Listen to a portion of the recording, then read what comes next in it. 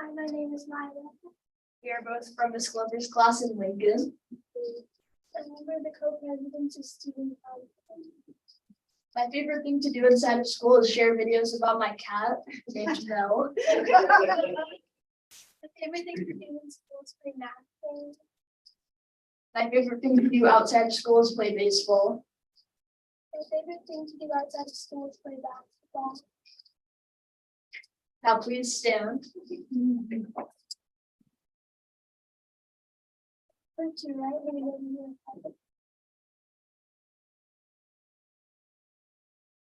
You ready to I pledge allegiance to the flag of the United States of America and to the republic for which it stands, one nation, indivisible, with liberty and justice. Would you guys like to come up and take a photo? You can come over here and stand by the flag.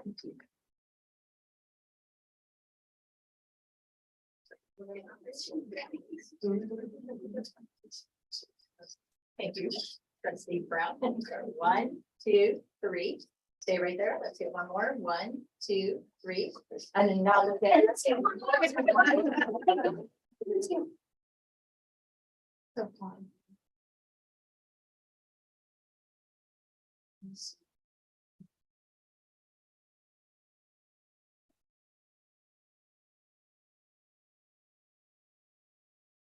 Okay, thank you.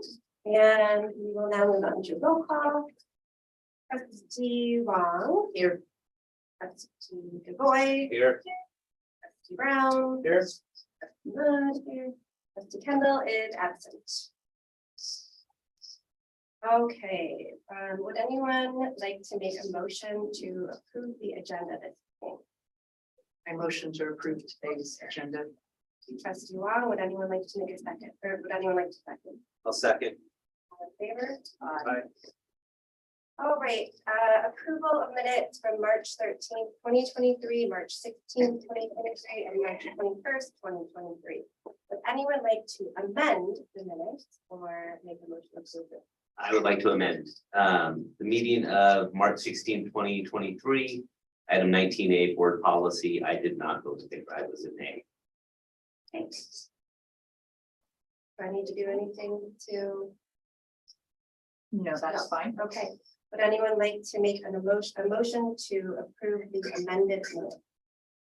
I'll move to approve with the amendment. Second, Second.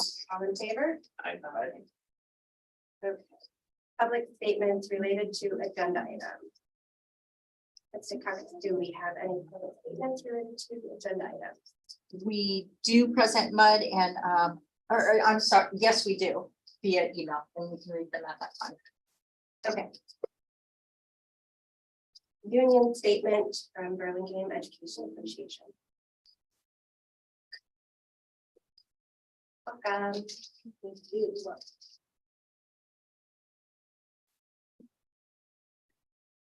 Good evening and thank you for.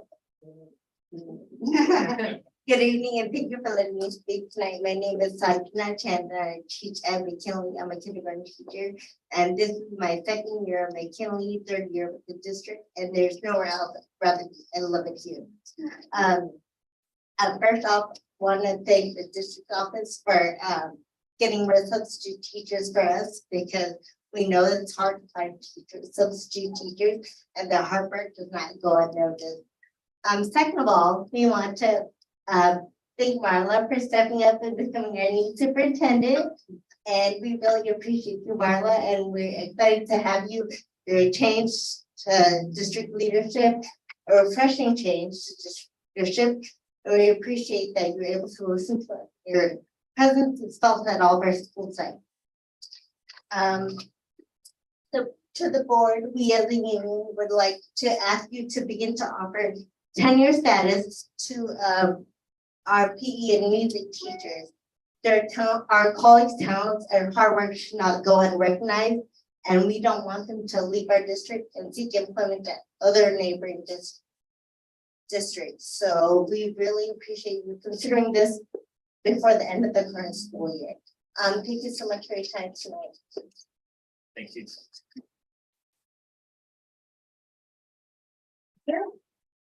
And statement of our principal.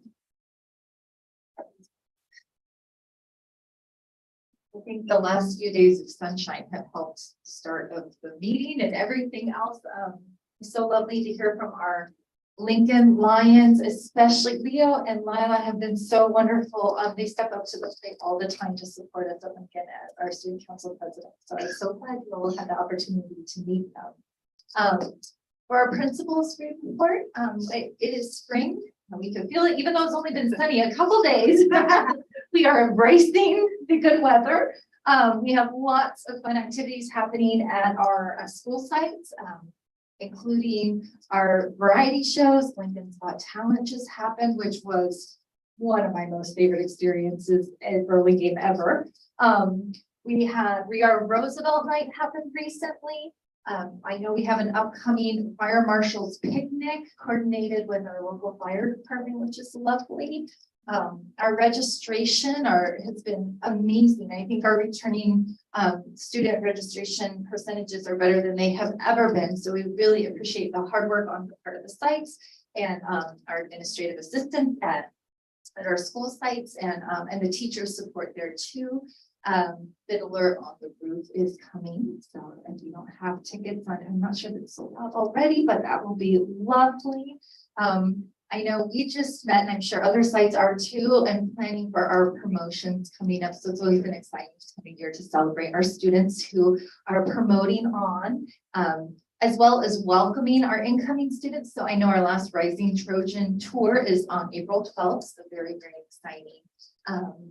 We've been working on our new format for our safety plans, more on that later. And then I also think our work around our reading and literacy project has been especially exciting. So I know even through our assessment committees, we are looking to the future. We are completing almost one round, and we have our teachers are abuzz with reading science, the science of reading, which is really exciting. And we're looking forward to map that out for next year and our steps moving forward. So a lot of excitement and positive energy, right?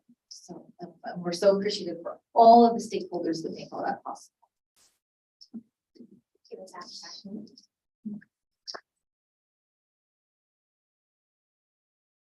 And statement of Marla Stoltenberg, interim superintendent.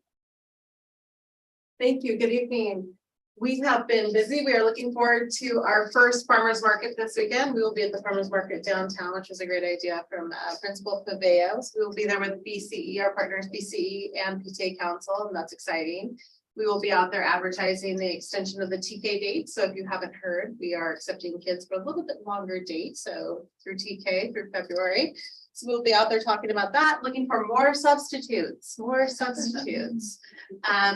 And thank you, Ms. Chad, because you're absolutely right. We have signed a lot of substitutes on in the last month, and we're continuing to sign them on because one of the big things that we have really enjoyed this year, but it's been hard, is professional learning. So again, substitutes are important. Our principals have been subbing in classrooms and our teachers have been covering classrooms, and we so appreciate that. We had the honor of doing the first round for BIS for principal today, and it was amazing. We had about 27 people on the interview panel, and we had a lot of teachers covering for other people's classrooms, which we very much appreciate. Thank you very much, BIS. But it is important if we don't have subs. So please, if you have a four-year degree, please reach out to human resources at burlingameschools.org, and we will help you get in that classroom and help us. And we are also happy to help reserve subs for people without a four-year degree that want to help be paraeducators or anything else. So we're happy to put you on the right path to come and help us to make sure that our students are covered. That's very important to us. So we did do the first round for BIS principal today. We are excited to have someone very special in the audience tonight, that I will save that for a little bit later for the board to go ahead and look at consent. That is one of the reasons why so many of us are in green tonight supporting our Wildcats. The Wildcats are the back too. So thank you, Wildcats, for being present this evening. Safety has been a big buzz. We're excited to continue talking about safety. Our CBO, our Chief Business Official, Ms. Bonnevert over here, is reinstating our safety committee, our district-wide safety committee. And that will be starting later on this month. We're excited about that. So bringing everybody back together to continue talking about the great work we're doing with the safety committee. And expanding that back to a district level and making sure that we're all having the same conversations throughout. So a lot of good stuff happening. We are also debriefing with the EA and CSEA around when we had the power out. And seeing what we can do as at a district level leadership to be able to support our site. So we're continuing to make sure that that is having support systems in place that are already in the big five, just making sure that we have everything in place at all 7 of our sites, including the district office, so 8 sites, so that we can make sure that that's continuous for when that does happen, because we know that it's happening more and more. We want to make sure that we have everything in ready to go. So lots going on, and we'll continue to update as we go forward. Oh, sorry, April, not February. Made a mistake. April, not February. So sorry, April for our TK dates. So we'll continue to push that out through our social media and at the farmers market. So please come visit us at farmers market this weekend. We will be there. There's rumor that there's some mascots that are going to be there. It might be the debut of a couple mascots. So it's going to be a big fun time. So come out and see us, please. And on to thank you, and on to our staff consultant. On to the statement of board members. Trustee Wong, would you like to go first? And nothing to report. Okay. I have even less to report. Okay. Trustee Brown.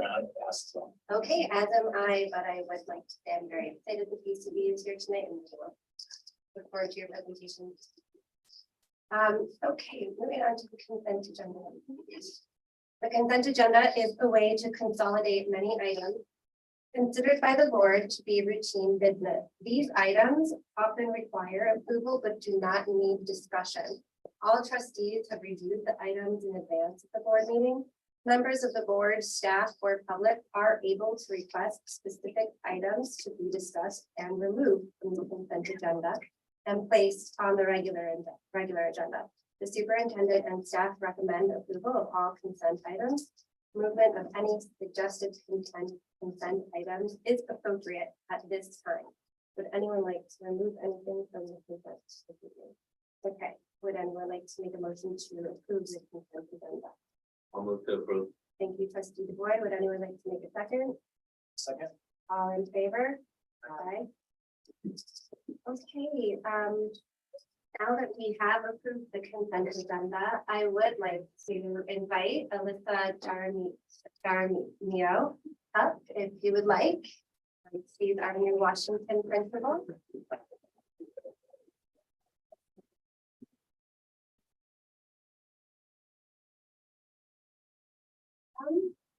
Thank you so much. So my name is Alyssa Jaramillo. I am so happy to be back in Burlingame. I was a teacher and a student teacher and a substitute teacher in Burlingame for many years, starting back in 2011. And I left about 3 years ago to start my administrative career. I became an assistant principal over at Half Moon Day at a school called Hatch. And I'm just so grateful to be back in Burlingame and with such a wonderful school site.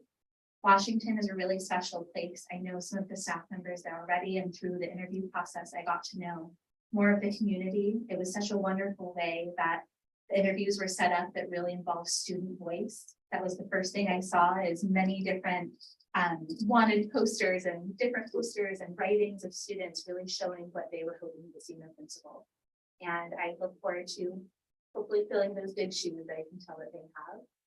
But I'm just so excited to be here, and I look forward to starting the fall at Washington. Well, welcome, congratulations. We are thrilled to have you. Thank you.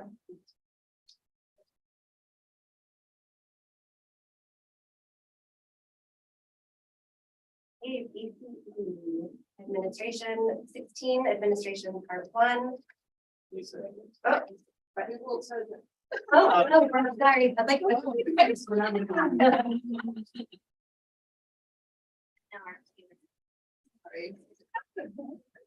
So we just have a few. Hi. Just a few Wildcat Spirit items for you to welcome you some notes from students. Cute. And This is also a note. I just said Thank you. Oh. That's why. Oh my God.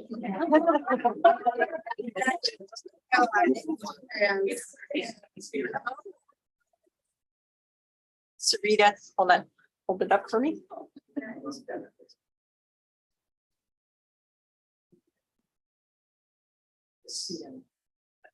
One, two, three. Let's do one more. One, two, three. Perfect. Just want to say, we're so excited to have you and. Thank you so much. Oh, this is beautiful.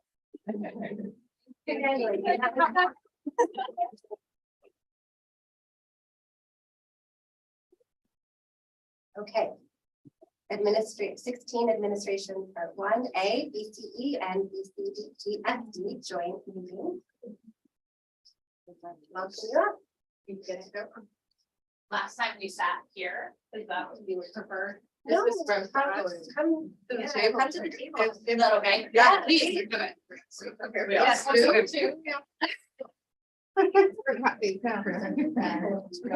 This is where we grill you. Yeah, you can run the presentation. Yeah, everybody can introduce themselves.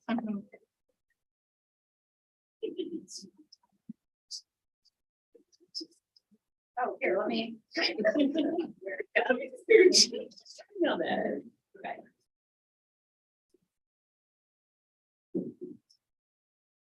Good evening, Burlingame School District and Board. Thank you so much for having BCE. I'm Jen Faber, BCE President, and we have some board members here. I just love for everybody to do intros. Hi, I'm Erica Liang, I'm the treasurer. Hello, I'm Kendra Calvert and I'm the VP of Marketing.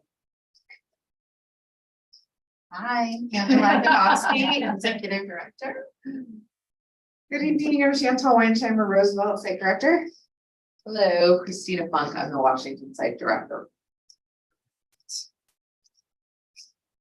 Thank you so much for having us. We're deeply appreciative for the ongoing partnership that BCE and Burlingame School District have.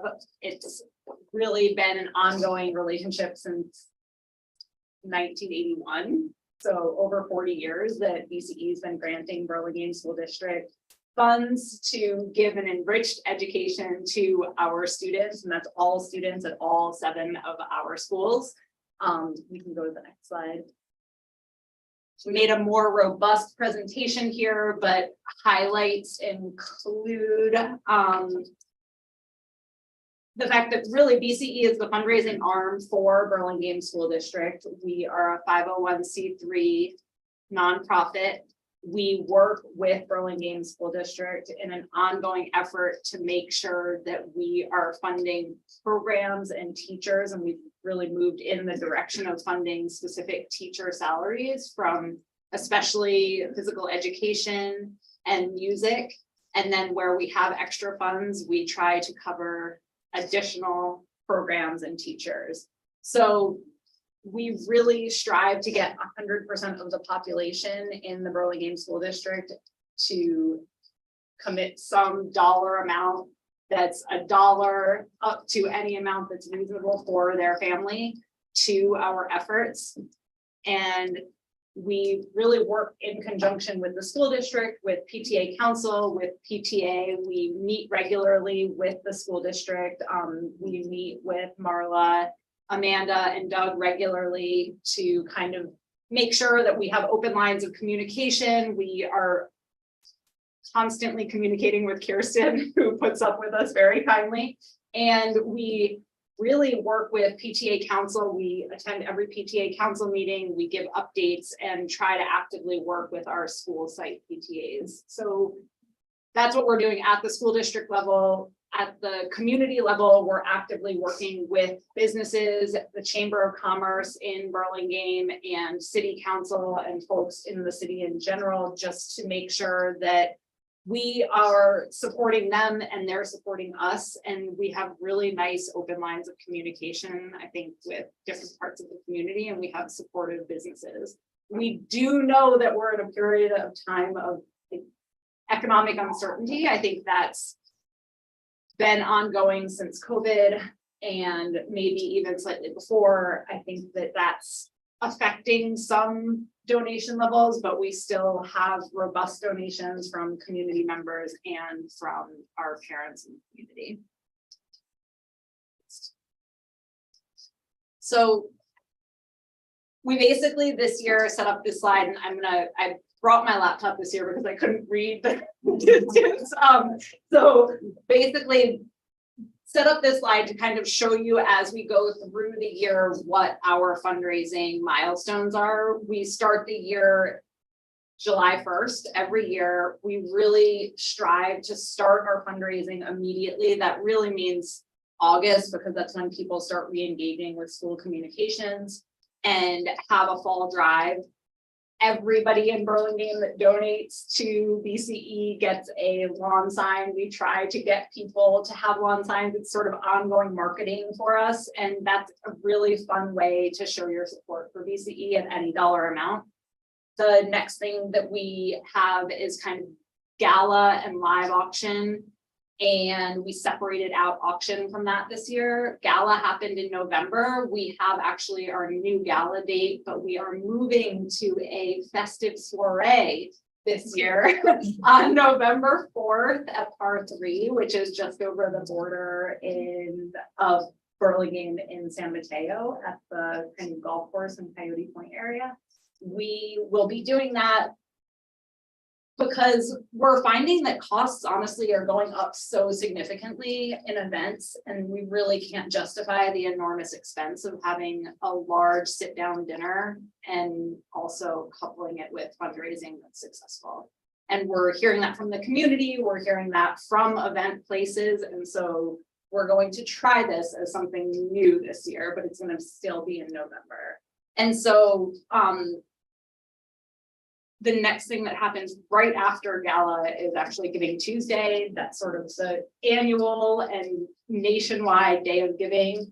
That's really fun and generally very successful. And I guess we kind of go through this because we need to meet these milestones at every one of these sort of key events, like whether it's Fall Drive or Gala or Giving Tuesday. We then come into Year in Giving, Readathon, our online auction, and now we're in the middle of our spring campaign where we really need to raise an additional $550,000 to make our $2.75 million grant goal. We need the whole community to participate, but we actually also need to meet these milestones. And when we don't meet them, we need to make up the fundraising other places. And so I think that's what this graphic is really trying to show. And, you know, Readathon is one of these events that's beloved by the community. It's really lovely. It really requires very little in terms of, you know, volunteer hours, because kids are reading at home and it's sort of crowdsourced fundraising. Here we raised $200,000 in a week, and that's wonderful. But it is slightly like all of these things, when they're slightly below our projections, just put more stress and emphasis on us fundraising as the year end approaches. So.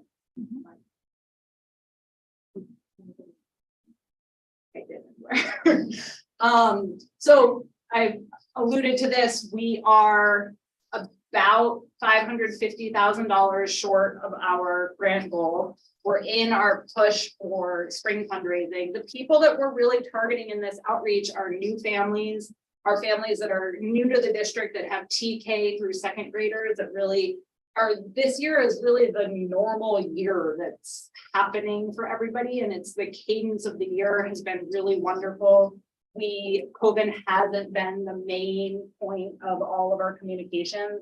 So we're hopeful that because families are in the district, they've been here for a little bit and they're actually starting to engage and go to music performances at the school site. And we've gone through play dates and we've had kind of the experience of the school year happening. We're hoping that new families sort of step up their, not only volunteer participation, but also their giving participation.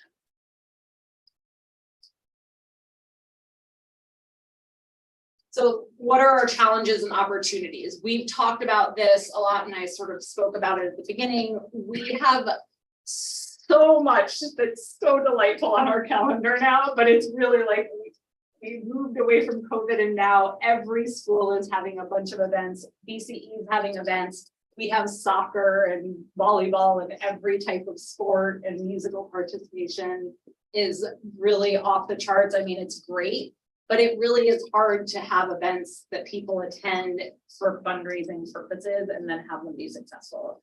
And then in addition to that, it's also hard to get volunteers for all of those events. So I think those are two big issues that we're facing along with other parts of the parent community. I think also the participation being down amongst donors is an ongoing battle and just educating around that, but we're really hopeful as spring is coming. We have lots of good things that we're sharing out. We have a new principal at Washington. We have a search for principal at BIS. We have lots of wonderful things that are happening and will continue to happen.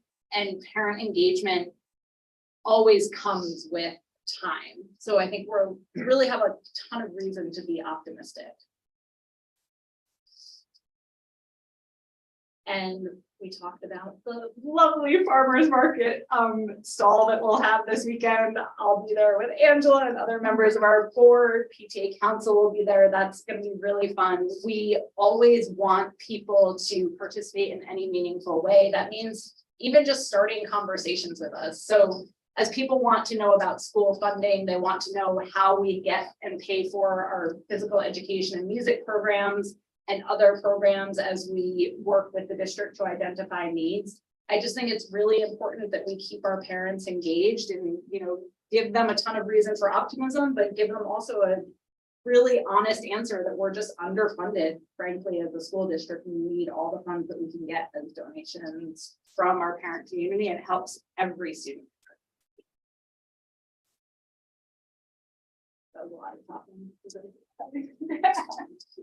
Just that, as you know, one thing to add, I guess, for any parents that are listening, Jen mentioned donations. That match, if you have that available at your corporation, is still very possible. So if you hadn't already donated and you're thinking of doing that, you can sign up for the corporate match, and that would also help our district, to reach its goal. So just wanted to do that.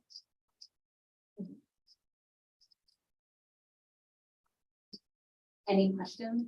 Any questions from the trustees? Just one, you mentioned volunteerism was down, especially the younger grade levels. Is there any support you need from the board with respect to that issue? I think we're actively working with you all at PTA Council. I know you were at the last meeting. Thank you for regularly attending those meetings. It's really just like the ongoing effort to engage the new families, which really starts as they're coming in as TK, registering and getting them involved, even just as play dates. This isn't about asking for donations and volunteers immediately. It's about educating about what our district needs. And, any support that we get from you is just always, we're really grateful and we're really thankful for it. Thanks. No, just thank you all. Appreciate the great work. To echo that, it's an enormous amount of work. I remember from the PCB days, so I really appreciate, or we really appreciate how hard you're working and the effort that goes into bringing this money to the district. I don't want to say it's a full-time job, because anyone that's thinking of volunteering out there, it's not, but it's a lot of work and a lot of dedication, and it benefits all of our kids. So that's what I loved about being on the board, is just how much it does for all of the kids in Burlingame. So thank you on behalf of the board and district for working so hard for our kids. Really, really so happy to do it. So thank you all. It's gratifying. Thank you. Thank you. I would just like to say on behalf of the district, thank you so much for everything, your partnership, your time. You're always answering the phone. You're always there when we have any questions or anything. So thank you so much. We look forward to being with you Sunday morning at the farmers market. Come see us. We have some BCE goodies to hand out to the community, so we'll make it worth your while if you show up. It'll be great fun. Thank you so much. Thank you. I think almost everybody will be there. At some point. So come see what surprise mascots will be there too. Maybe a BCE. Thank you so much. Thank you so much.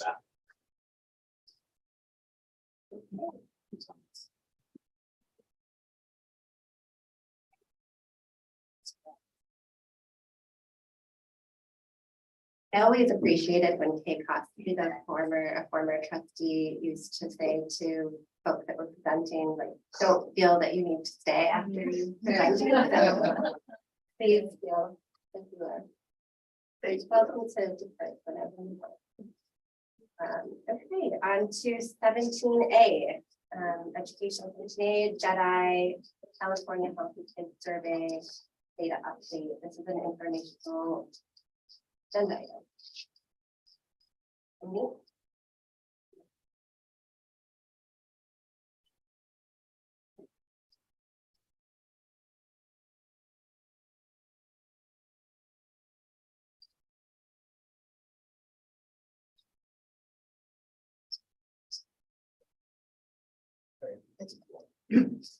Hi, good evening. Good to see you all. I'm Lee Wong, coordinator of assessments projects. Here tonight to present an update on the data from the previous administration of the California Healthy Kids Survey, which was done in the spring of 2021. I'm sorry, 22, spring of 2022.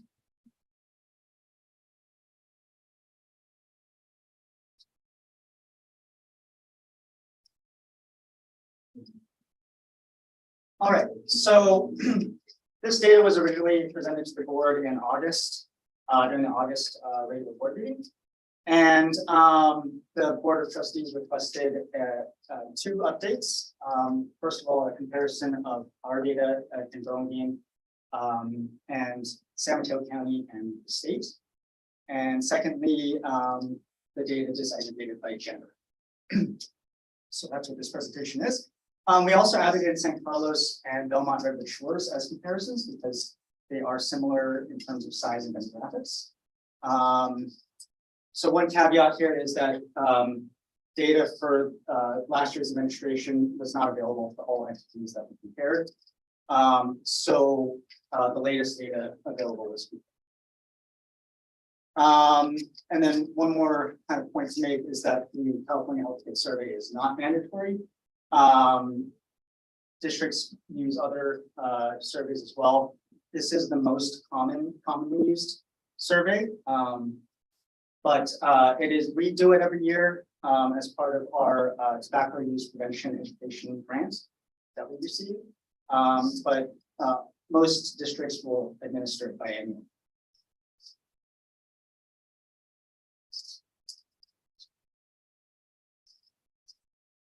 Okay, so you can see that we have our data in the first column there, the percentages, and right next to it is San Carlos because that's the most apples to apples comparison that we have in terms of the administration here. Belmont Redwood Shores, their most recent data was from the 2019-2020 school year. San Mateo County and City of California do their data on a biannual basis. So you can see there.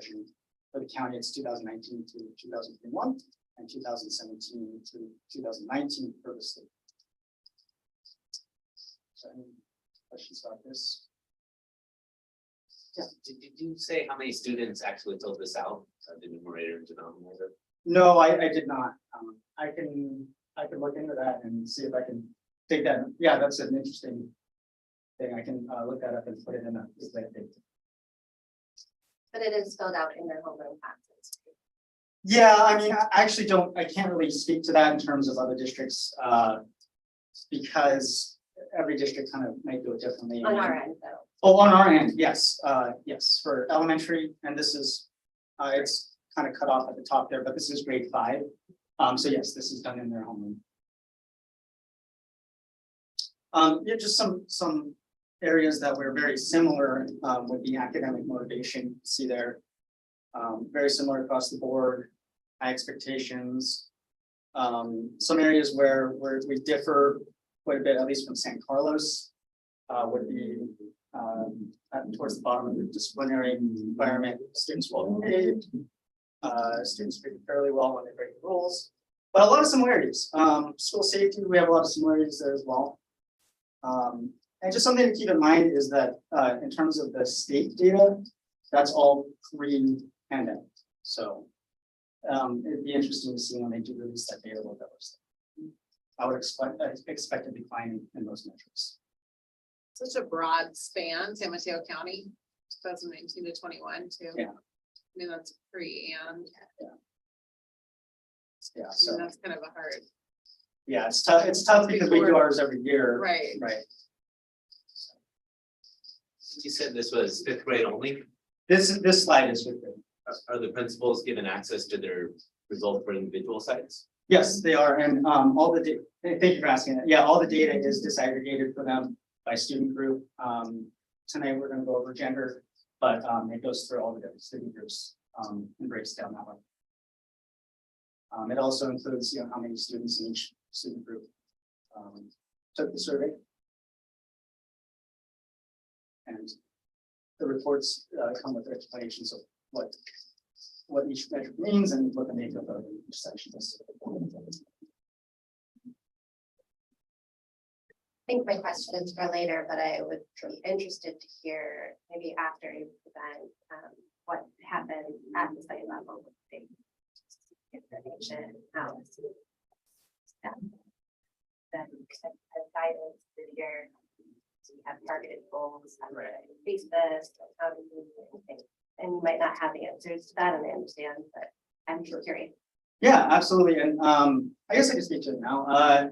So to be honest, I don't know exactly what goes on at the school site, but staff are the site administrators as well as the mental health staff are given access to this data, and we have gone over it and we've had data talks at every site, and we've gone through this data, and it's really, as far as I'm concerned, just making sure that everyone's aware of it and understanding the trend that we're looking at.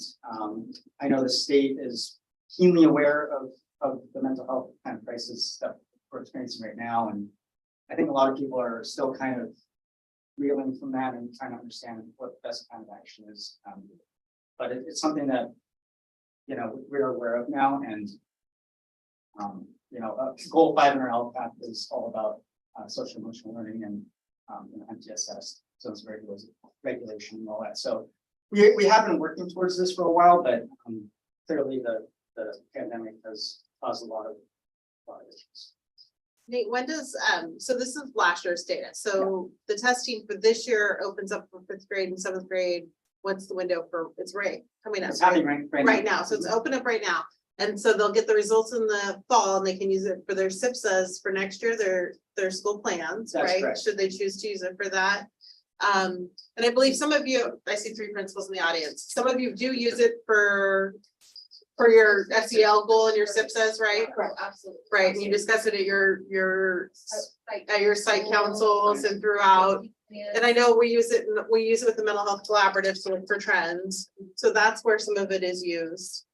With regards to data to look for trends. So that probably helps. So that's where it's used, is within their SIPSAs, I know. Yeah, and similarly, it goes in the LCAP, and it also goes into our local indicators as well. So at a district level, it's used at the LCAP, but the site level, it's used within your SIPSAs. And then at your site level, when you're using data talks or at your PLCs. It'll be interesting to watch it over the next few years. Yeah. And like we mentioned, the administration is going on currently at all school sites. So, and that should wrap up at the end of next week. So Hard part is our 5th graders then become 6th graders. So really they're then at BIS, right? Yeah. So but it does help to look at like trends for elementary, but they're all Trojans by the time we get the data, right? Yeah. So our 5th graders and then 6th graders, our 7th graders are 8th graders. So everybody's at BIS at that time by the time we get the data. Right. So, but that's one of the reasons why the mental health collaborative also takes it apart and looks at it in the fall too. So. And is that the standard age that everyone's being asked to do? Like everyone does 5th and 7th? yeah, it's every other grade basically. And there's different add-ons. So a few years ago, and Trustee Wong, you might remember this, we added the vaping component a few years ago. So we can add different layers on when there's different areas of interest. And that's when vaping just started really becoming a component. So that was an area of interest that we added where e-cigarettes, I think it was called then, even. That did change like the real Yeah, I put it in parentheses. Oh, it still is. Yeah. Paper cigarette, yeah. It's amazing to see it that at 0%, which probably a few years ago was higher, so. This is fifth grade. What's the paper seventh grade? We can. It's 0%. Oh, seventh grade too. Oh, yeah. There you go. They're only 4% of the state, So, 17, 19. so this is the middle school here. So again, you can see some similarities, but also some things that pop out as differences, across the board there. And again, the same thing applies, to this as the last data set where, you know, the only administration period that's comparable is San Carlos.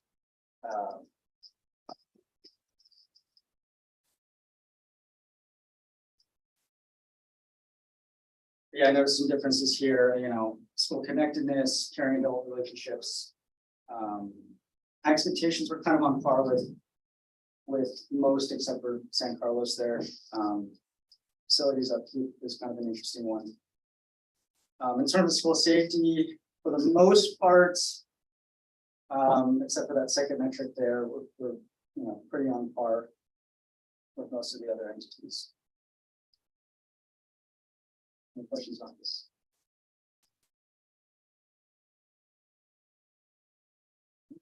Thank you. So this is the other component that was requested. This is fifth grade. Sorry, I got cut off at the top there. But this is the data disaggregated, the same metrics, but disaggregated by gender.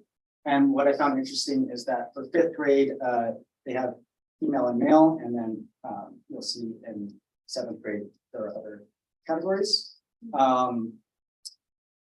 But you can see a lot of similarities here. Academic motivation is very much the same. Anti-bullying climate, feeling safe at school. The substance use metrics are fairly the same. Some differences that popped out to me are caring adults in school. 78 versus 68. Being hit or pushed quite a bit more, almost or more than double for male versus female. Called bad names or targeted in jokes. We have a 9% difference there. And then students treated fairly when they break the rules. Difference there too. Much higher percentage for female. So those are the ones that popped out. Any questions about this?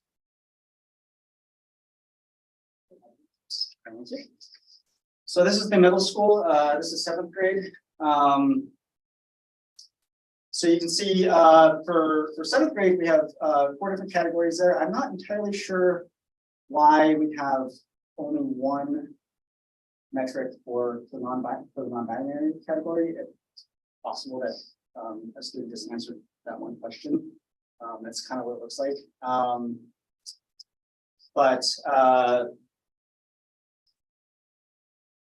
But yeah, so there are 4 categories here: female, male, non-binary, and something else.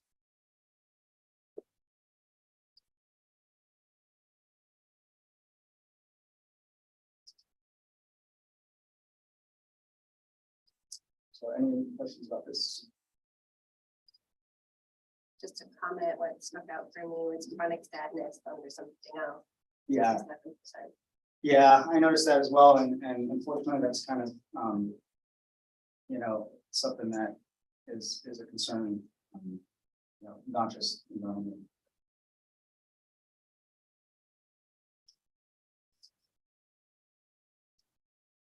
in addition to that, just experiencing Right. right. So that basically the whole school safety section. It's hard to see, but it's really great information to have because it helps us understand what we do sometimes. Right.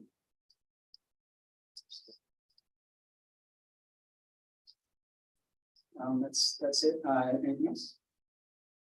I think the facilities upkeep low score for the males because they vandalize the bathrooms. I was actually. I was That's actually happening at VHS a lot. Ah. They closed most of the boys' bathrooms. Interesting. I hadn't heard that, but yeah, that's the one I was actually thinking about that myself. Yeah. I was wondering, I was having the same kind of wondering, so I don't know, but That's just comes to my. yeah. Top. Yeah. There's no, when they're answering, there's no comment on this, it's just checking. Unfortunately, yeah, it's basically, 4 different options, strongly disagree. Very strongly disagree.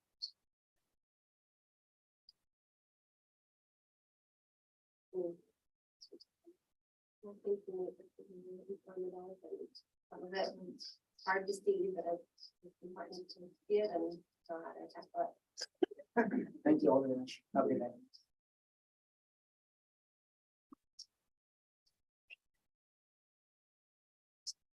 Okay, on to item 18, business finance, 18A, 2022-23 comprehensive school safety plan. Item. Speakers are our principals. Thank you, President Mudd. Tonight we bring forward our safety plans for each school site for the 22-23 school year. And tonight we have 3 principals joining us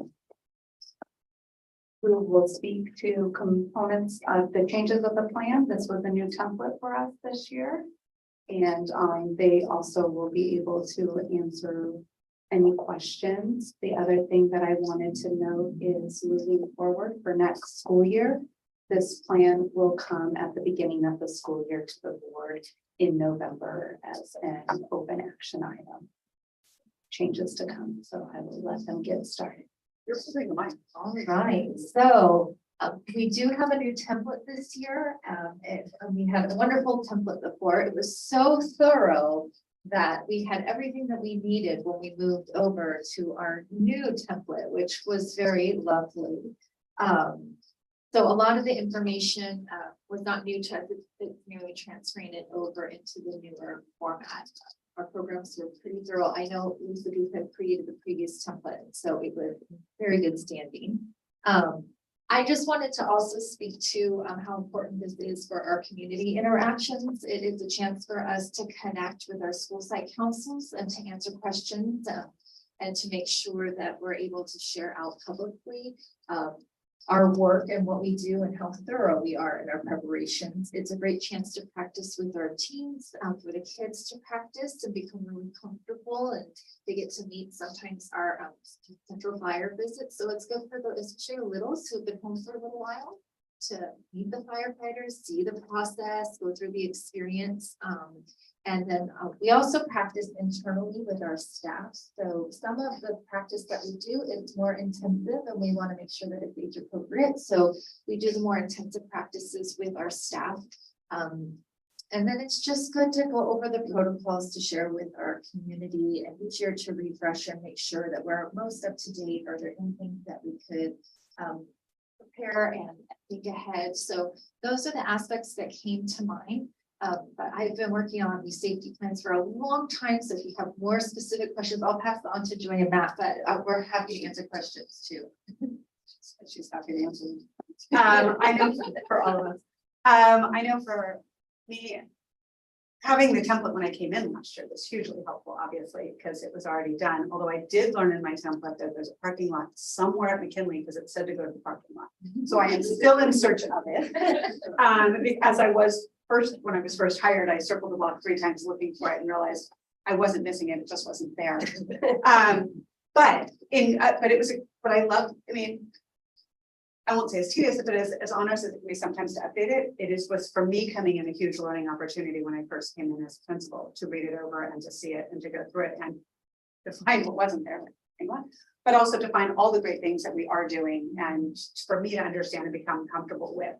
I think it's great for any principal walking in to have the most current safety plan available to you because it gives you an opportunity to know what it is rather than learn by fire. You can actually get prepared ahead of time.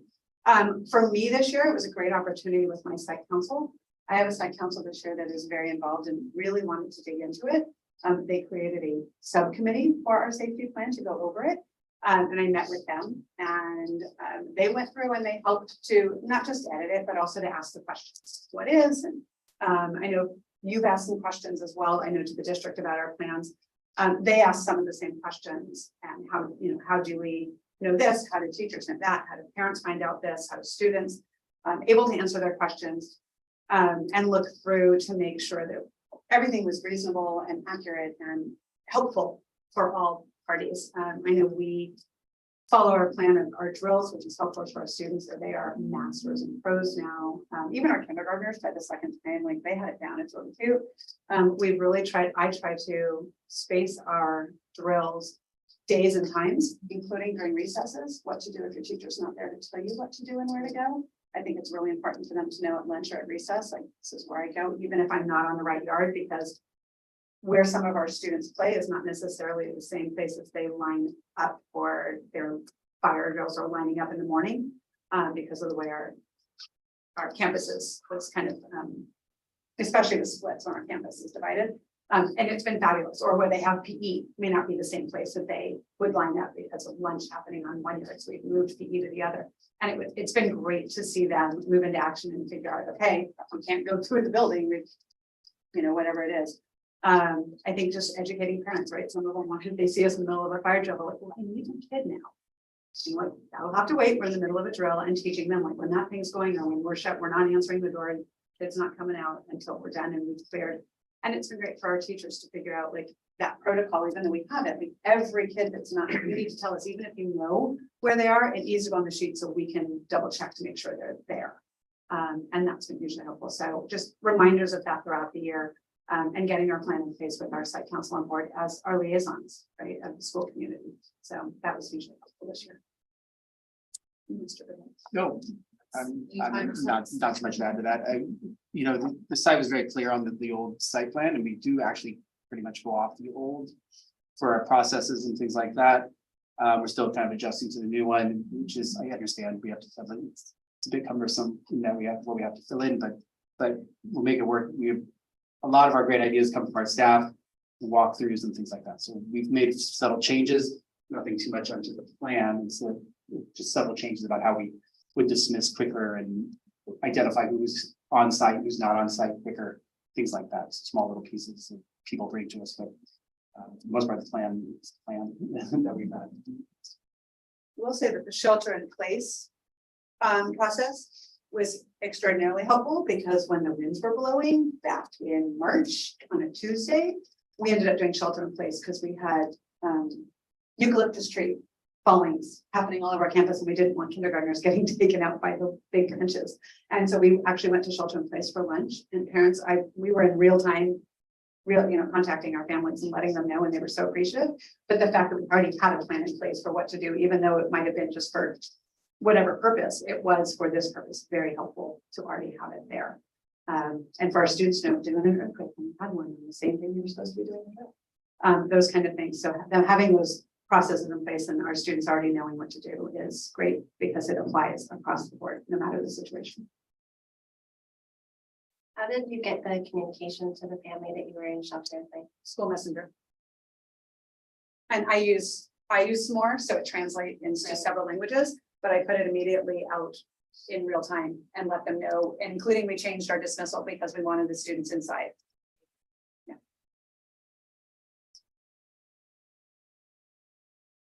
What are some of the drills that you do that are more intense that you can't do with this? So years ago, because I've been here a long time now, we did do lockdown therapy. And that's not developmentally any longer. So that is something that we do with our staff, usually on a Tuesday afternoon, where we go through the practice and we talk through best practices and what it would look like, and do you have any needs in the classroom? And I know I think there are others in the district. I know I went to the training at Cappuccino High where they actually do the full workout when the police are there, the SWAT team is there, the first responders are there, and educators are there. So I'm able to speak with my staff to help them understand that if first responders are coming, it's not going to be, it's an intensive situation, so I'm able to describe that experience so they know what to anticipate in such a circumstance.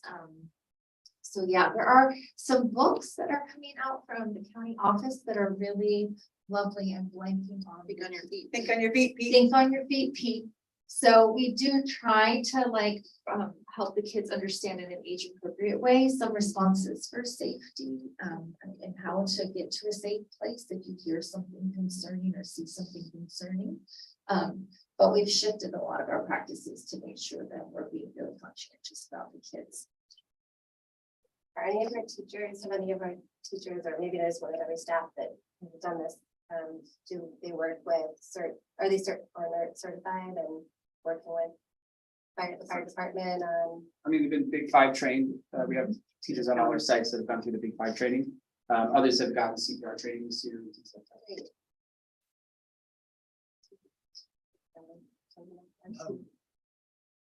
Well, yeah, I just have one question. I understand the drills you've been doing, from looking at the documents, but there's also assessing threats. And I'm not sure if this is for the principals or superintendent. But with what are called level 1 interviews, assessing threats, it was unclear to me, when are the parents involved? When are they notified that's going on? With regard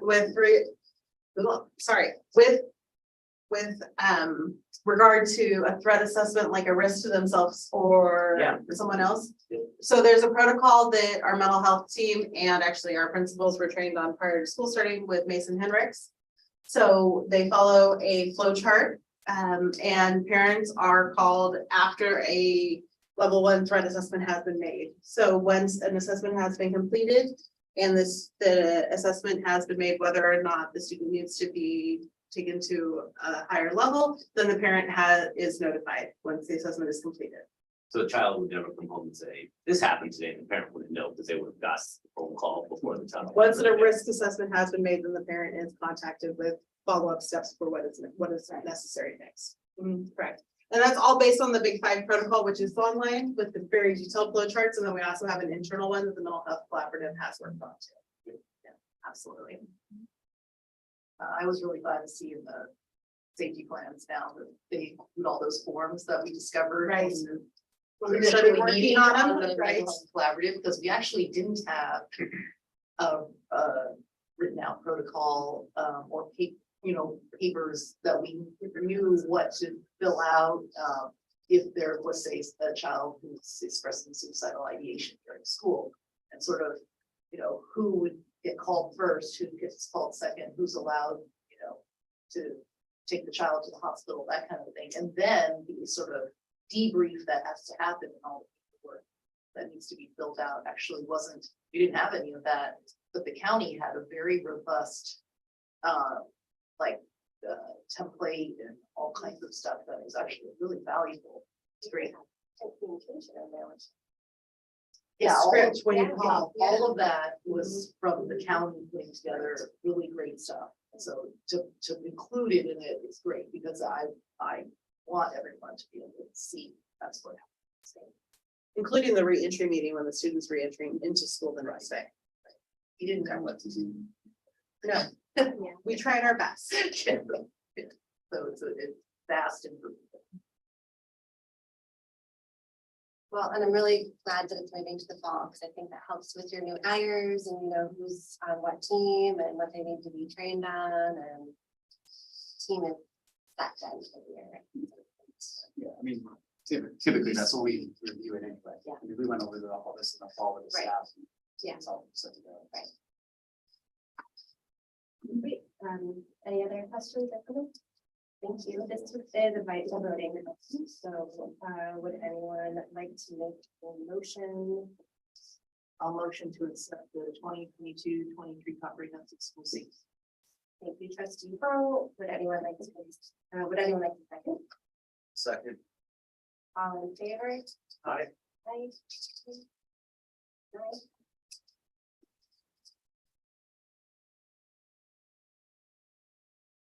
18B, Hoover Hillside Advisory Committee for the Social and Surplus Property Presentation. Thank you, President. Tonight we have Landis Braden, Chief Executive Officer from DCG Strategy, here to present on the over Hillside, an advisory committee if the district decides to move forward with disposal of the surplus property and what would be needed in order to do that. And before I turn it over to Landis and introduce him, I would like to congratulate the board and Dr. Silversmith on accepting the role as new superintendent with our district. Congratulations. While reviewing the district's properties for potential workforce housing, we were working with Landis and his team, and they identified the hillside behind Hoover as a potential liability and a property that could be surplus. And tonight, Landis is going to make a presentation as part of their scope of work. They are as the brokers who would help us dispose of that property, but we would work with legal counsel should we decide to move forward with surplus. Good to see you all. I'm sure you're used to seeing Lauren. She's there. I'm leading the 7-Eleven committee in Southern California, so she sent me, as I said. I'll be brief with the slides and reserve time for questions. I know you had a very thorough board memo, which really laid out all the particulars. You can just keep going. That's just information about who we are. And so, as you may recall from the study session for workforce housing, this site was deemed not suitable for workforce housing. And there is about 4.5 acres of surplus underutilized property that we also understand the district has to maintain no matter what happens. And so this process is really for the board to think about what do you want to do with that, if you want to go through a disposition process or not. And so what I'm here to illuminate is just what that process would be if you want to go down that path. So you go to the next slide. So essentially, there are two options here. I know staff has recommended one option, which is go through the 7-Eleven committee process. And so for those who may not know, or for the public, it's where the education code requires that the board form a committee. And that committee consists of 7 to 11 members. They're to review the site, make recommendations to the board if it should be declared surplus and what the potential uses could be. And so that's a committee that the board would form, and then that committee would do their work. If you were to go down that path, it would bring back the recommendations to the board for the board to consider. It's just an advisory role, but that's the primary way that a disposition process starts, even for sale or for lease. It's going through the 7-Eleven committee process. Option 2 is really an exception where if the site wasn't used for educational purposes in its past, then you may not have to go through the 7-Eleven committee, but the district's council has determined that option 1 should be the viable path the district takes. If you were to decide to go down a disposition process, you would begin with the 7-Eleven committee. And so that, in essence, would be the action the board would take, would be to form the committee. That does not mean that you still are compelled to take action, even if you want to go through the committee process, declare it surplus, and just hold it in perpetuity. Some districts do that. Other districts do that as the necessary precursor to disposition. So that eliminates that. I know that's in your board packages. You can move on to the next slide. A little bit about high-level thoughts of the process, and I know you have this already. So after the property is declared surplus, and then there's a the board would have to take action, declare surplus, and present a notice for intent to resolution for intent to sell or lease. Then there is a process in which we have to notify the mandatory public agencies. And so what this slide is to illuminate is just that the regulatory requirements for disposition. So, obviously it's going to have to be made available for if it were used as a park. There's an NAILR Act, notices for eligible agencies, cities, counties, others, and then an offer to other public agencies. So there is a very specific list that's updated by HCD. And so these notices are handled either by our firm or council. We send them certified mail, and there's a requirement that if any of those agencies were to say we have interest in the property, the board is compelled to have good faith conversations, but under no circumstances does that require you to sell to any of those agencies that have expressed interest. So it is a negotiation, but you obviously could. One thing we want to note is there are 2 processes for if you got all the way to the public bid process, that there is the highest bid, which you're compelled to take. Or there's a waiver process, which we always recommend districts follow, which gives you a little bit more control over the process. It allows you to evaluate the bidders. It allows you to help determine if that particular bid is in the best interest of the school district's mission, et cetera. So this is just to illustrate the process in which you go down that disposition funnel. And so we've covered this, the sub-11 committee, the committee reviews the relevant data, they provide recommendations, you review the report, and then you decide if you want to take action or not. We budget about 4 months for that process. You can go. The public notice process, which I just covered, we budget about 2 to 5 months. We just want to make sure that there's adequate time to make sure we have the correct notices. Sometimes they're returned just from errors in the mailing list or anything like that. So that's a 5-month process. You can go on to the next. And then lastly, the public bidding process. This you have tremendous control over. Some districts like to take their time. Other districts want a very tight timeline. We budget 3 to 5 months. And this is where we would set up a very specific RFP process. There may be users or uses that you don't want to entertain. So we would write a very strict process for the RFP requirements, for the bid requirements. We put it out to bid. If you were to go the waiver process, we did typically, let's just assume you would receive bids, we would have maybe interviews. It would allow you to really investigate the bids to even determine if you want to entertain them or not. That's what the waiver process. If you didn't go the waiver route, you're compelled to take the highest bid if you were to sell it, even though you don't have to agree to any bid. So you always reserve the right to reject any and all bids. But the moment that you say we want to put it out to bid, we're going to go to the highest bid, and you're just kind of determined to sell it, you are compelled to take the highest bid. So that's a 3 to 5 month process. And that's just information about the property. And just of note between the two options, the 7-11 committee option basically is you forming a committee, the committee invests the time, produces a report, you review it, you make a decision or not on disposition. If you were to go option 2 and pursue the exemption and avoid the 7-11 committee process, that would require a lot split. And we budget about $100,000 to go through that process. And that's just something that it's obviously the board's prerogative. We don't recommend it until you have a better understanding of if there's even first of all, if you want to sell it, and then if there's a viable buyer for it. So we wouldn't want the district to sink capital into a project that may or may not move forward. So with that, I'll open it up to questions. Well, with respect to that, if it's gonna cost us $100,000 even to go down this road, is there any estimate of what the property is even worth, or are you able to make that? It's a very good question. So we think we don't put estimates at, especially when we're doing it in open without understanding first all the intricate details, because there's some baseline information that needs to be collected if you were to go that route. But and I don't want to even project what that use could be because the district hasn't even entertained the 7-11 committee process, so I don't want to get in front of them. But you will get to the point where there could be. So if you go through the 7-11 committee process, let's assume that they recommend a use that you agree with, that is supportable by the market. At that point, we can bring it back. Valuations before you entertain, before you put out the RFP. I'm not doing a broad estimate at this point. No.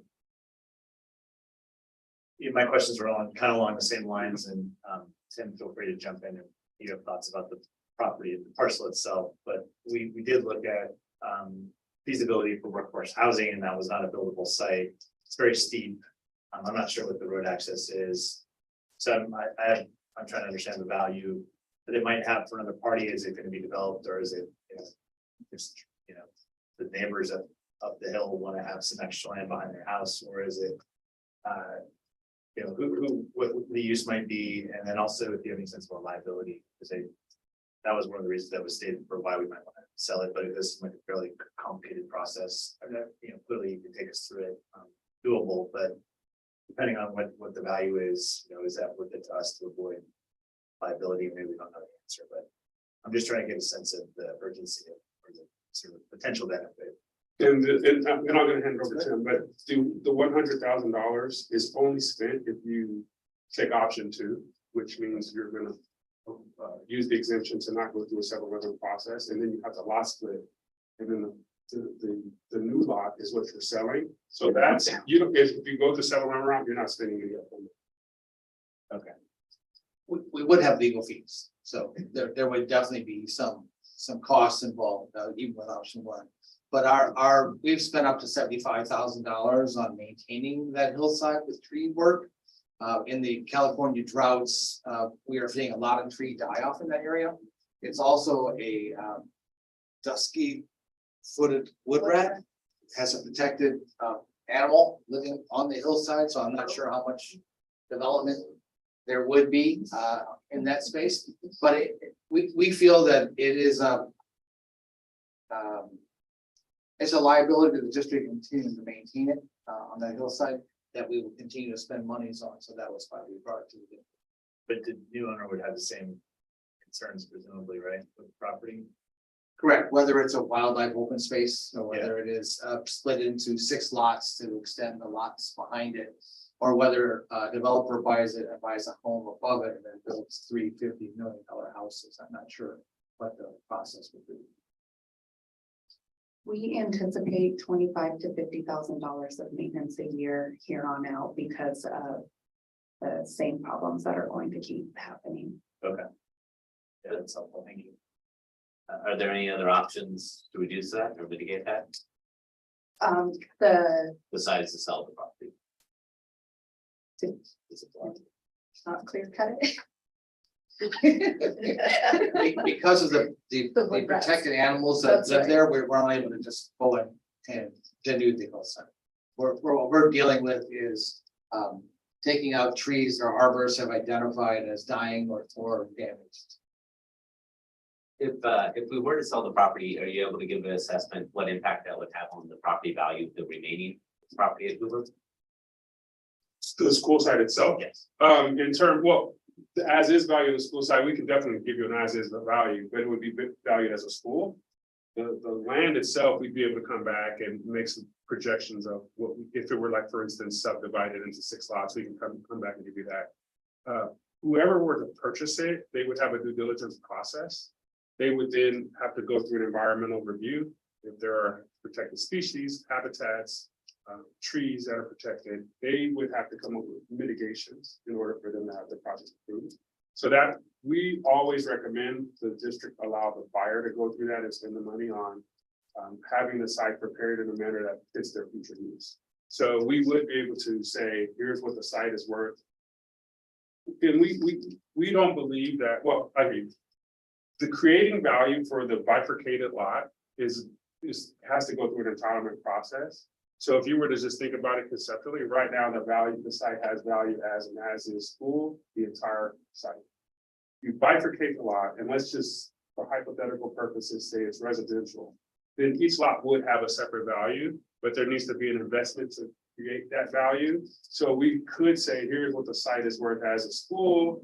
Here is what a future value could be for a bifurcated lot that's subdivided into separate lots, and then you'd be able to have 2 different values. If that, does that answer your question? No, As I a projection? No, I understood what you said. But I guess another way to ask it is, if we do sell this excess property, is there any scenario where we hurt the remaining market value of our asset, the remaining property? I don't believe so.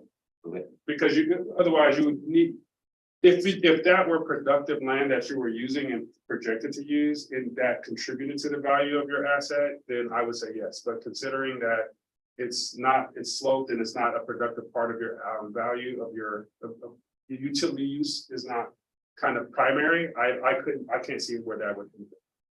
And I mean, I think the question, we're not gonna sell the lower part of it, right? So the question is almost more like, does it impede the school in any, or does it, create any issues for the school site? Not that we can see. There is a gate and there are stairs, but there is no ADA access. So previously we allowed with field trip forms, students had used it, but we're not allowing that because of that. That's our hope is that when splitting the lot, we determine how far back from our fence do we need to actually split it. So we have the area to maintain and control a certain distance within our fencing And then we also would want to keep the brand new. Wow, sorry, the drainage, so we can also maintain that, and that is shown in the picture. We'd sell it with an easement, basically. Or we would split it and we would still have access, but yes. With respect, and this is just completely out left field, but you brought up some animal living there or something. Is there any way to donate that property to a government entity that would then take responsibility for it? Just rid us of this problem? Yes. That is plan B. Okay. If it was determined that it wasn't sellable for any reason, that was another avenue we were. And they would maintain it as is. Yes, well, I think in the agreement as a donation, you would spell it out. And is there any way to do that with a potential buyer and have an agreement for their maintenance as we sell it?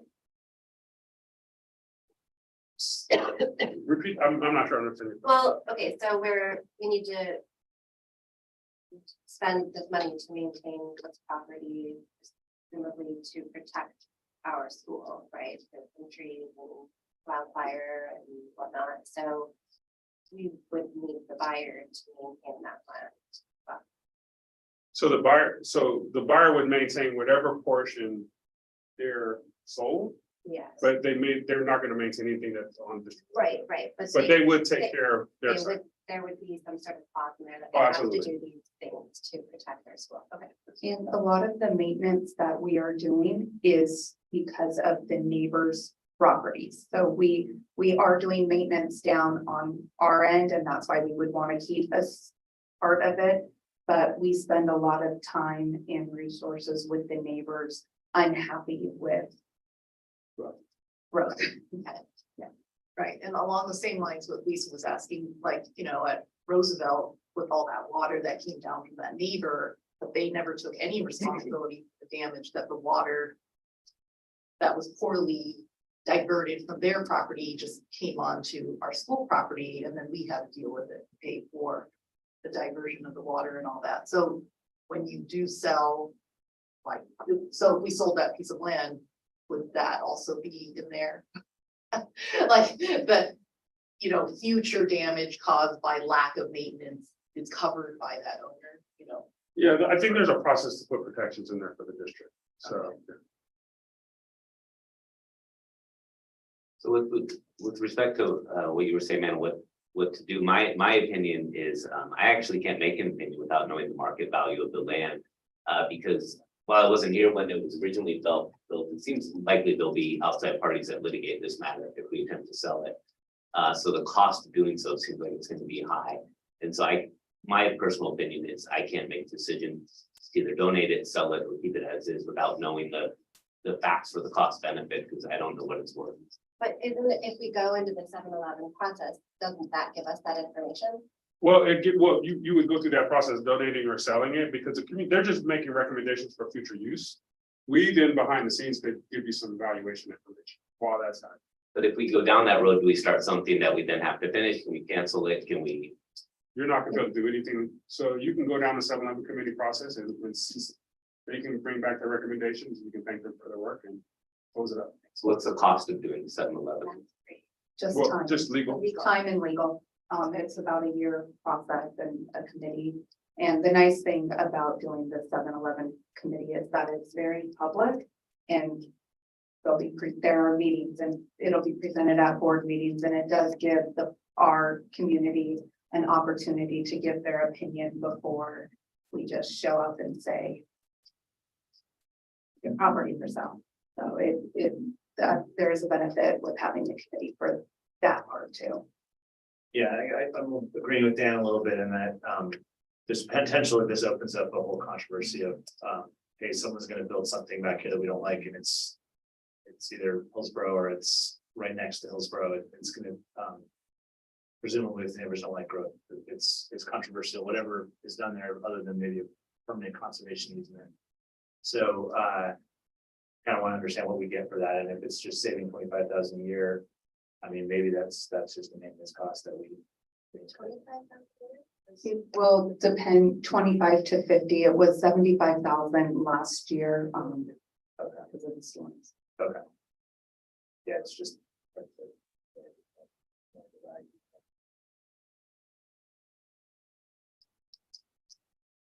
So tonight the board, sorry. No, go ahead. So tonight, what we're asking for is direction, whether to form a 7-Eleven committee, which if we want to be clear, does not in any way tie the board into anything other than public meetings. But that is, historically a site that has had litigation, but we feel pretty comfortable that this process being as open and inclusive as it is might help us identify that and take actions to avoid it.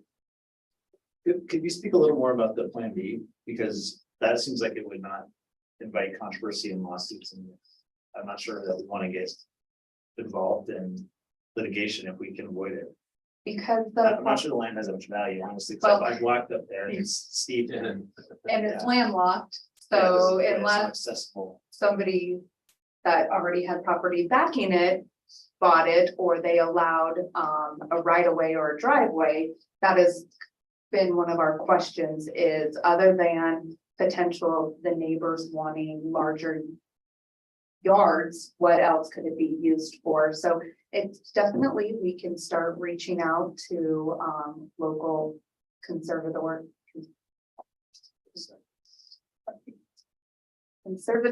to see, I'm sure that there are local nature or other ones, if that's an option. I don't really know. That was as far as we took it, as in it might not be sellable. So we definitely can do more research on that to see.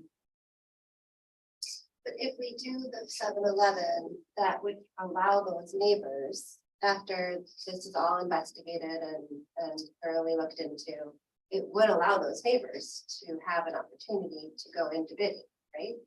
So no, the 7-Eleven committee is strictly the community members reviewing the property for determining that it is surplus, so to speak.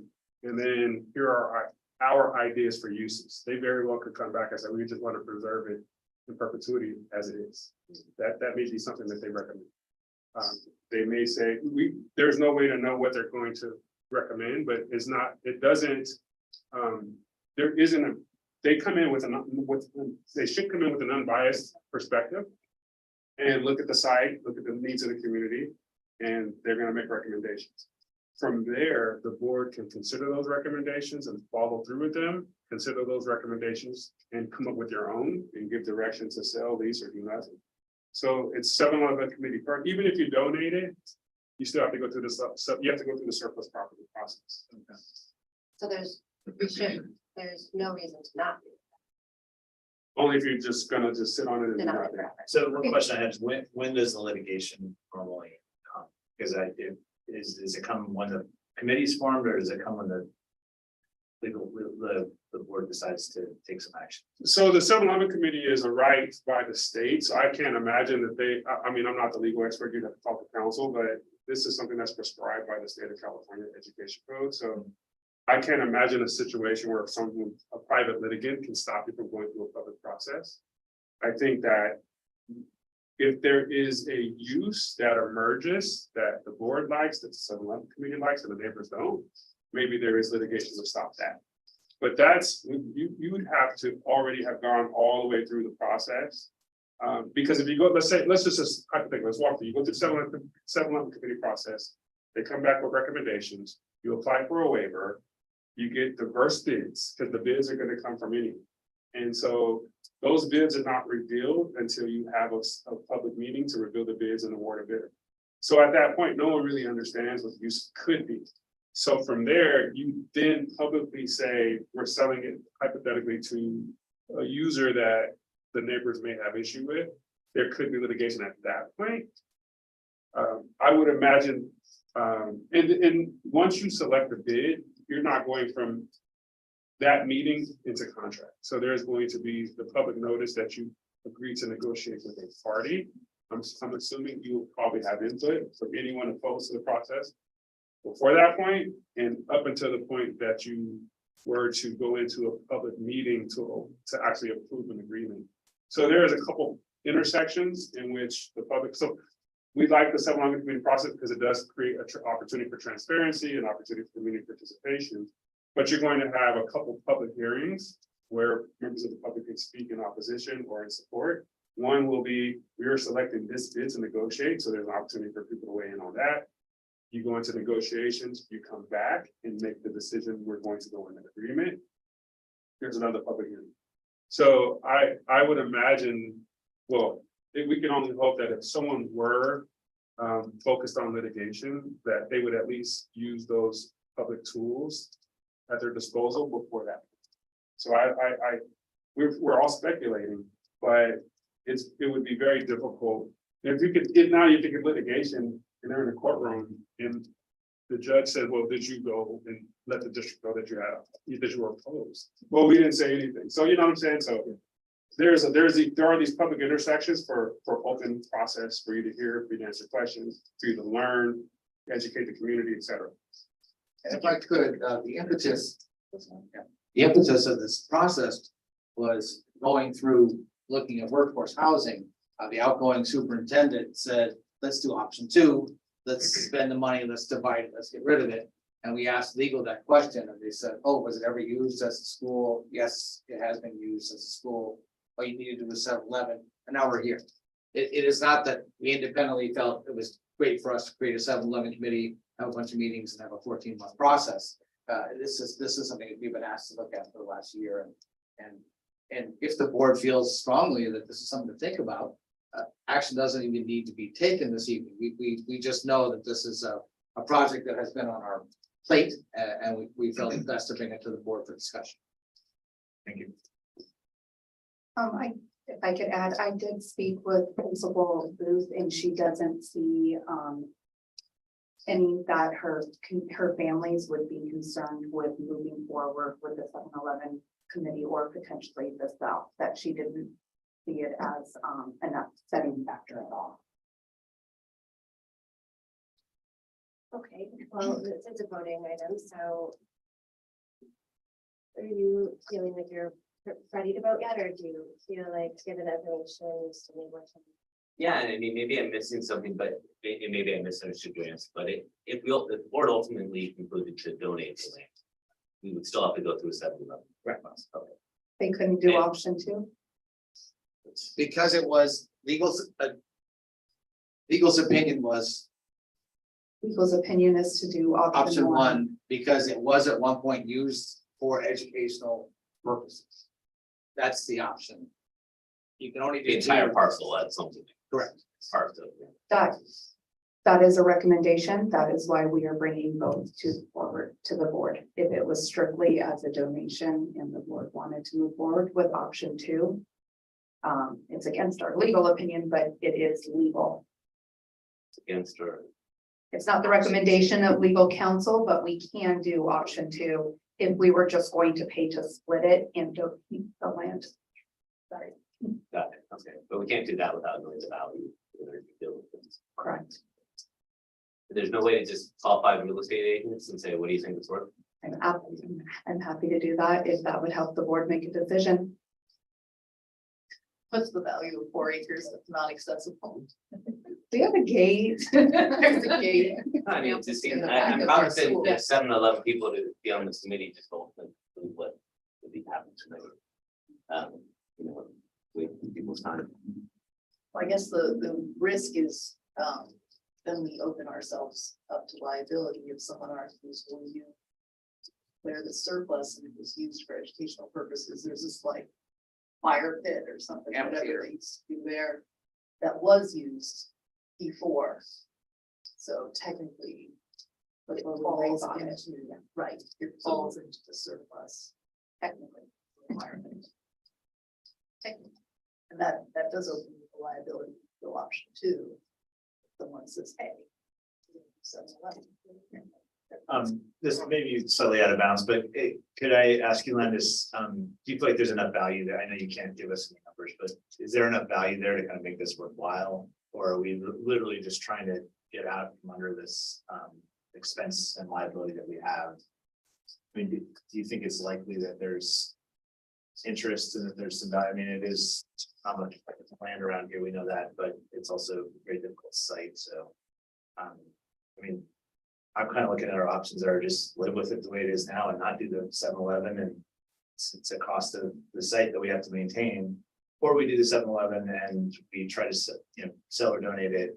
We don't incur those expenses anymore, maybe not all of them, we may still have some of them, because we'll keep a buffer and who knows what other things will happen, but we go through this process and then we ultimately decide what to do. I'm kind of thinking of those two options, so it would be helpful that if you have any opinion about how this might come out. It's not that we can hold you to it, but it's My personal opinion. Yeah. I think the framework is opportunity cost for you, so I don't see it as what is the value that the district can garner to reinvest. I look at it as what is the opportunity cost of staff and financial resources maintaining this in perpetuity, as well as potential future liability from who knows what that could occur on the property.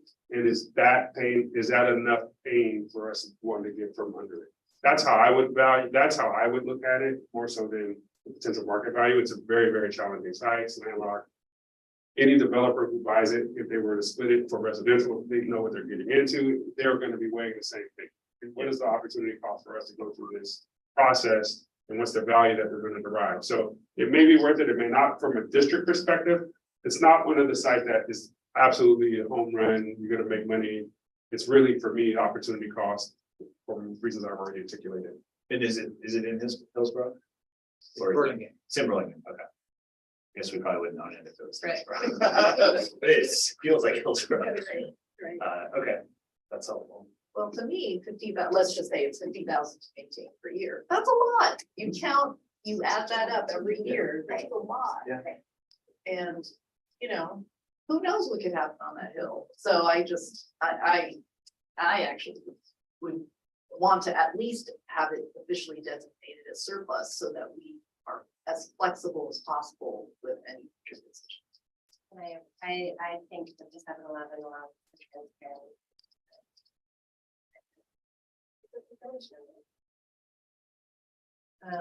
We have to vote even if not prepared, or wanted, I can understand. Right. Right, so, would anyone like to make a motion? Well, I'll motion to approve the Hoover Hillside Advisory Committee disposal of surplus property, or I guess the creation of the sub-advisory. Okay, I will second, and all in favor? Aye. I'll vote for it. And you like? You can't abstain unless you have a conflict. You only nay or yay. Nay. Nay. Okay. Good to see you all. Thank you. Conflict of interest. What happened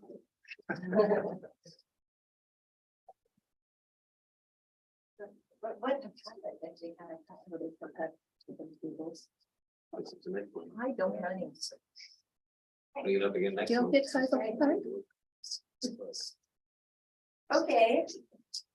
Hi again. Hi. Moving on to 18P, Measure O Bond Budget, and I'm sorry, I did not say thank you and goodbye to Landis, but thank you and goodbye to Landis.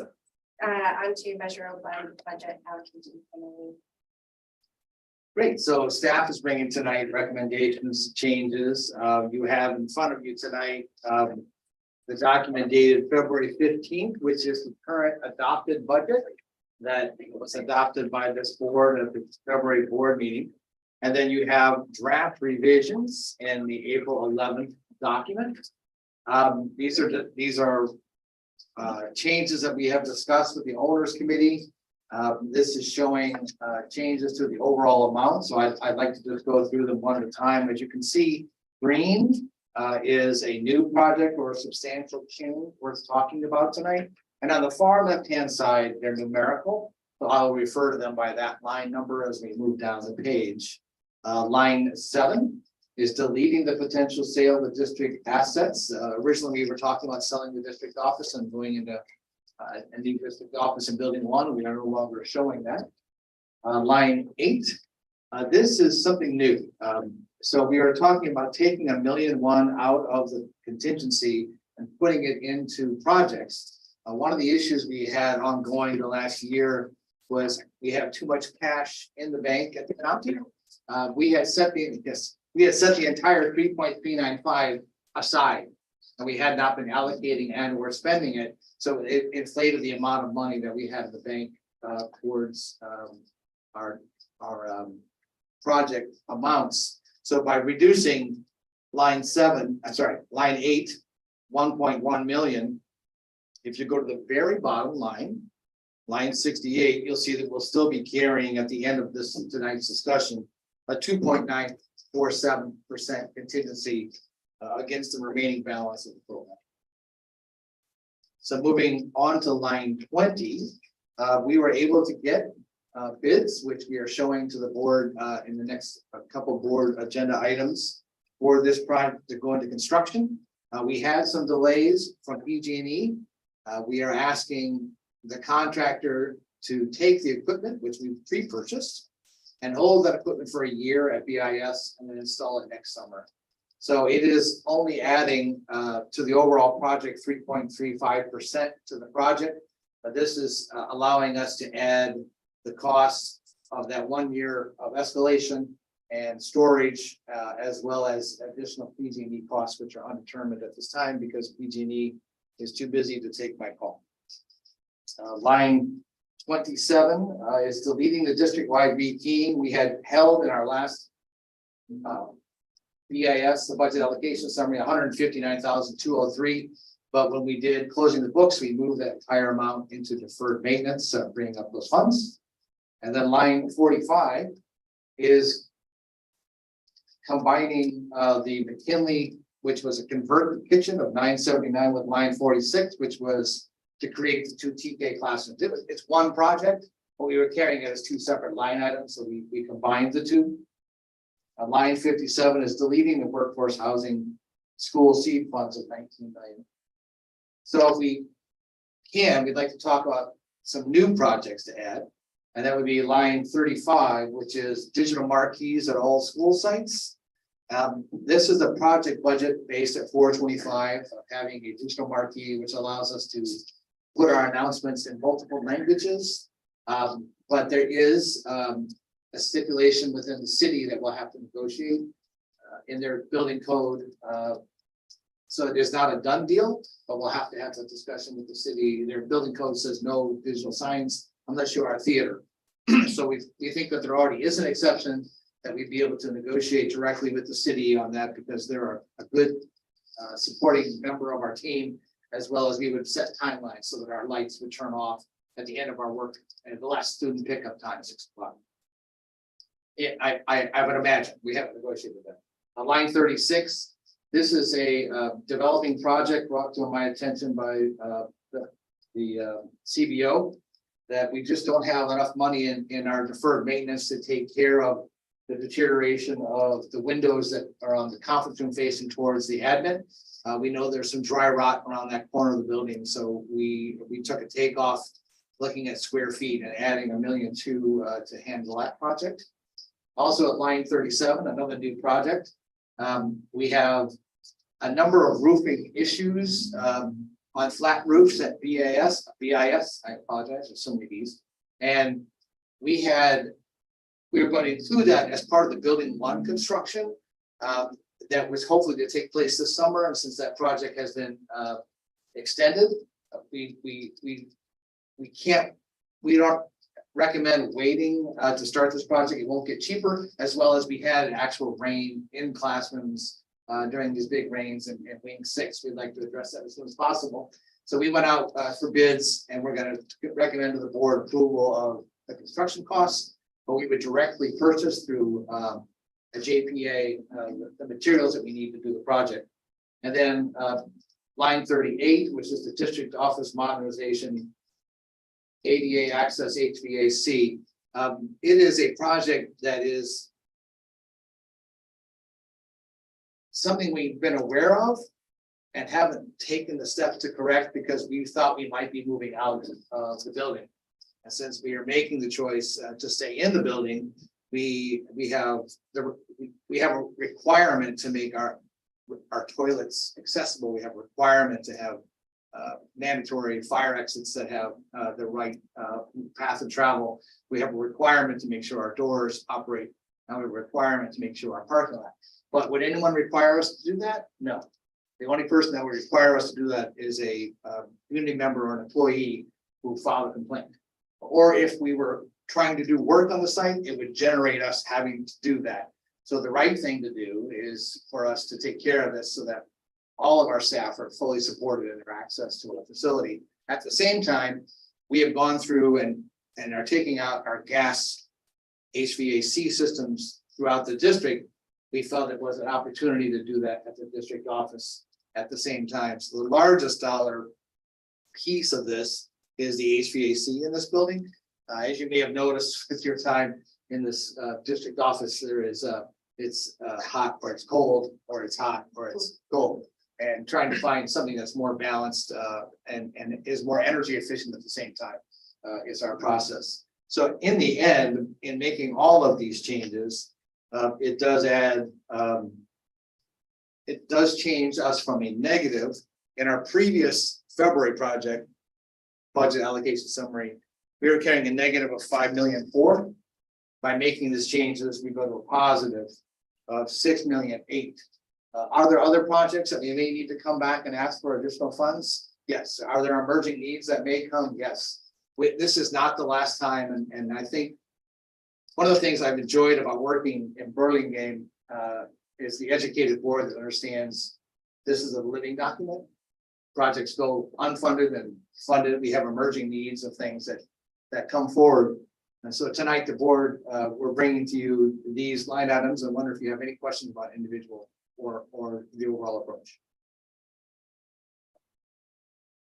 Yeah, I do. I'll start it off. Line 38, the district's office, ADA access, HVAC. How much of those costs are projected to be of the 2.3 or projected ADA Americans Disability Act repairs? Yeah, I don't remember that. Yeah, what we originally, this is a budget exercise more than an estimate. And as always, we don't have a design to work from. We are requesting a proposal from an architectural firm to try to see what it would take. But from a budgeting standpoint, what we're estimating is approximately $100,000 to $150,000 per toilet room. So anywhere from $200,000 to $300,000 per toilet room to renovate those. A likely scenario, I mean, we're not designing the project, but a likely scenario might be to get 2 or 3 single occupancy, fully accessible toilets. They can be gender neutral and provide them the accessible accommodation. So that would be the toilets. So what's the brunt of the 2.3 million? It's not the HVAC system, is it? A lot of it is the HVAC system. How much is approximately $500,000 for replacement of the HVAC. And then in addition for the exiting, once you do the exiting from the building from this area here, it's not a simple door with a set of stairs that has to be inaccessible, so it would likely be a ramp. And then once you're doing that accessibility accommodations, we need to redo the parking lot in order to get accessible parking out in the parking area. So that's an additional civil engineering project of paving overlay and reconstruction of whatever's necessary to get into the building. So those things combined are what's generating the $2.3 million.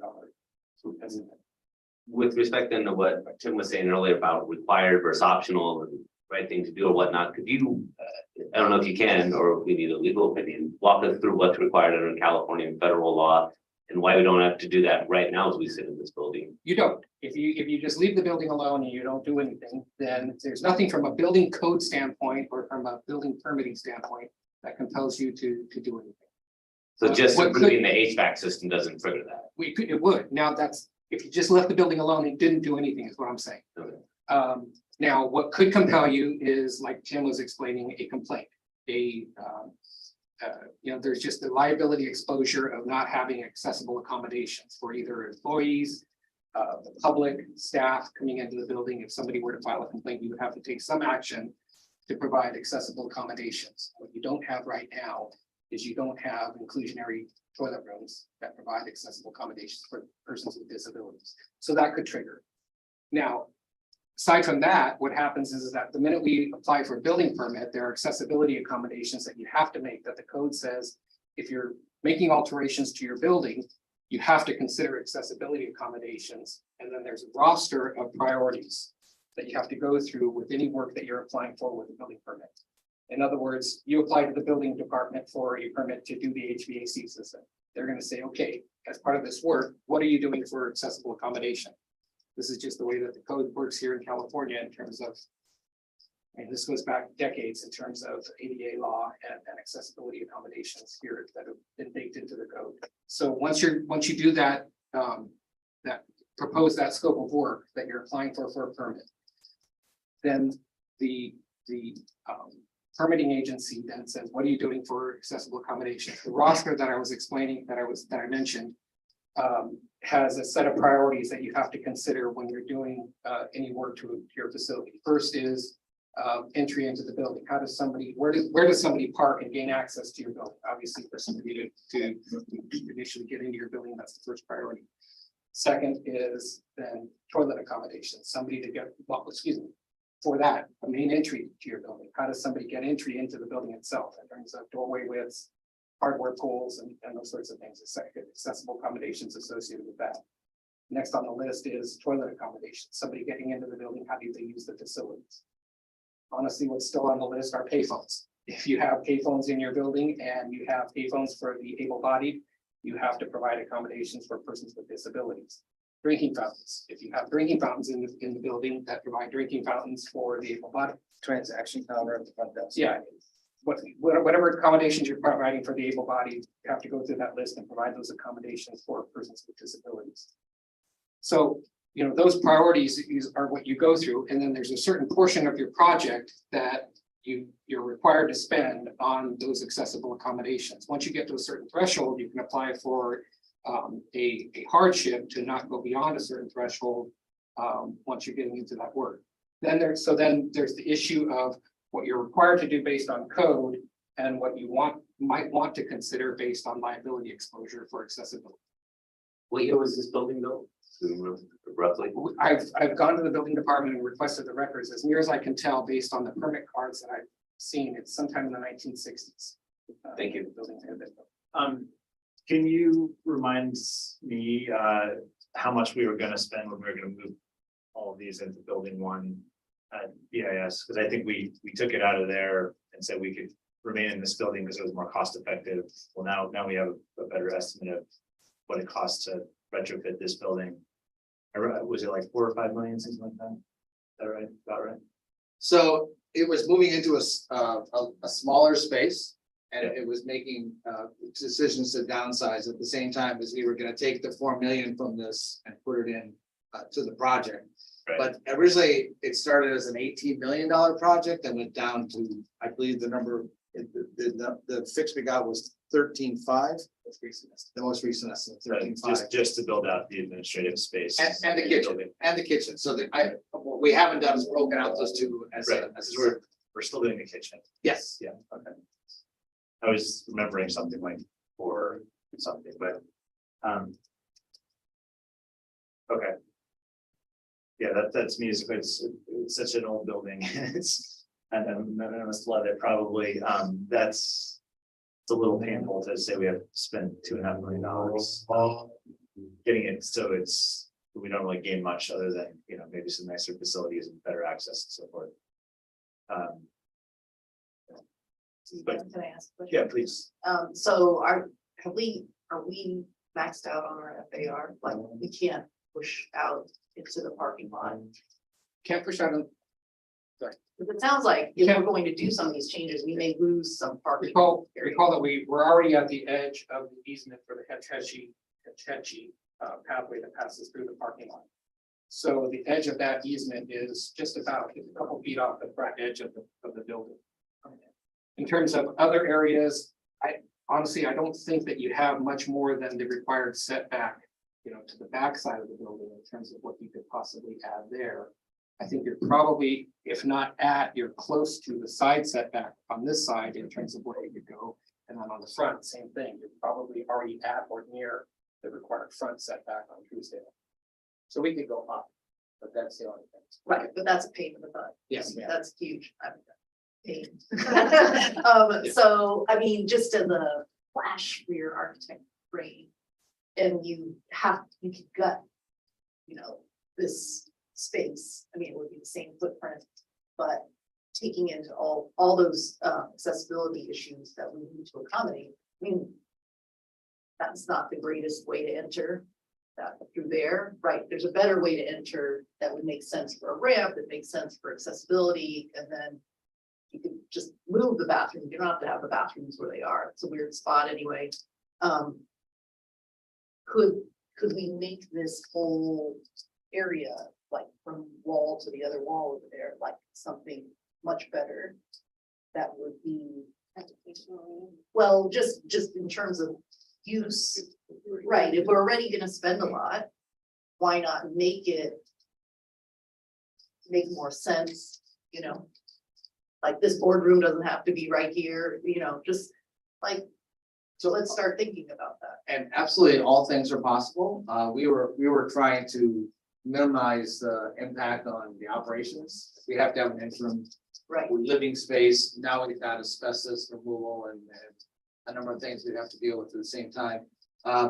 We do think that there's an overlay that could achieve the ADA parking without losing a parking space or having any of that kind of impact. There is actually some real sense of why the toilets are where they are, so you can access them from the public side and still lock them off from the private side. So I mean, there actually is someone did give thought as to how it landed. Would I love to hire an architect and redesign this entire building and increase the budget? Yes. And we would gladly do that. But my charge was to come back with the minimum in order to achieve. Well, then we didn't even have this much money spent on it, so. Yeah. I said, are you sure? Like, we went over it 5 times. How much would it cost to do a new building here? Same footprint. So we're at, from what I recall, approximately 6,000 square feet.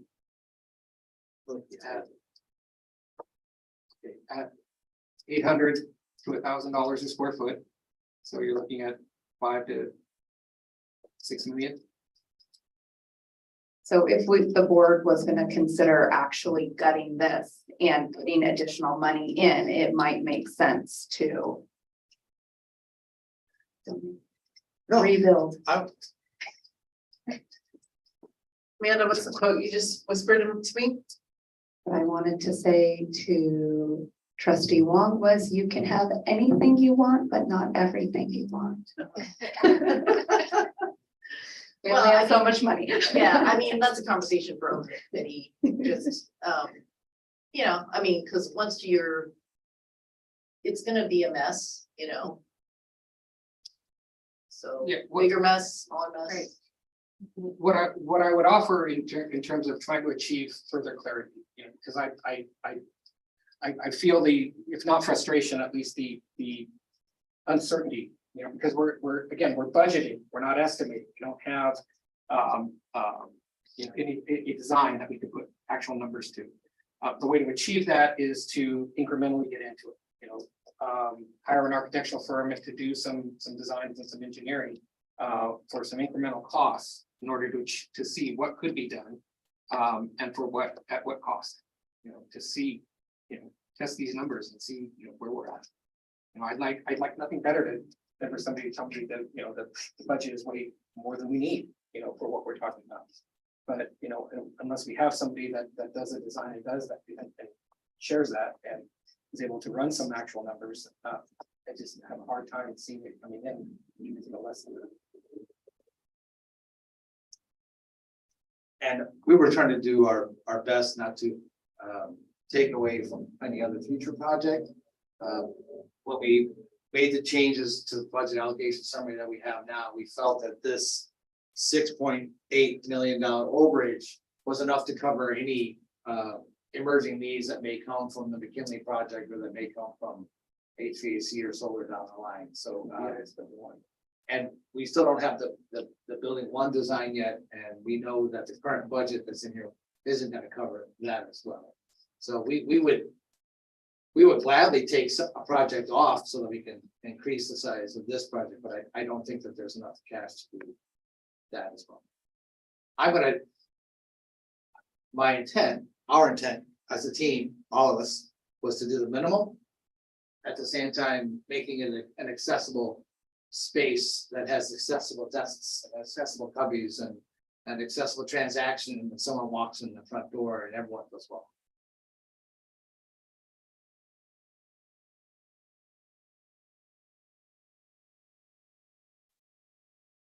Yeah, I mean, I think that's right. I mean, we don't want to, my personal view is we don't want to spend our money in the district office. We want to spend it at the school sites and it's, you know, a little bit painful to see that number and feel like we're not getting much out of it. Maybe trying to great architect too can give us a little something extra in the budget, and give us some nice spaces, but Get heat in here, that works. it's expensive.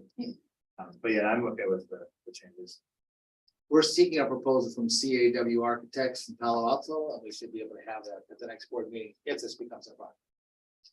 So adding this and approving the BAS tonight doesn't actually start the whole project, as he said, as a whole. So we could present design, and then if the board decides that now is not the time, we just the following month will bring an updated BAS. So this in no way is we're going to do the project just because it's on here.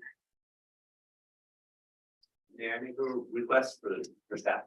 And I'll just be the bad guy. Can we get more information on from legal what the ADA requires? Because my understanding is it's very nuanced based on proposed use, the project value, the year the property was built. And most likely we will have to do those things, but it may be a decision, you know, I'm fine to make, you know, because my number one goal is money last week as well. I understand that that's not popular to vote against that, but I'd like more information. Yeah, we will reach out for that and either have it to you if we receive everything by the May board meeting or at the latest the June board meeting. Well, I definitely go in favor of getting ahead of someone making an ADA complaint against us. And if I think about friends of mine who are in these big motorized wheelchairs, they never get in there, you know, like even if she could get through that door, she never gets through that. I worked in a district that had a phone complaint and had to do $2 million of just ramps and site work. And we had 6 months to do it. Otherwise, face balance. Yeah.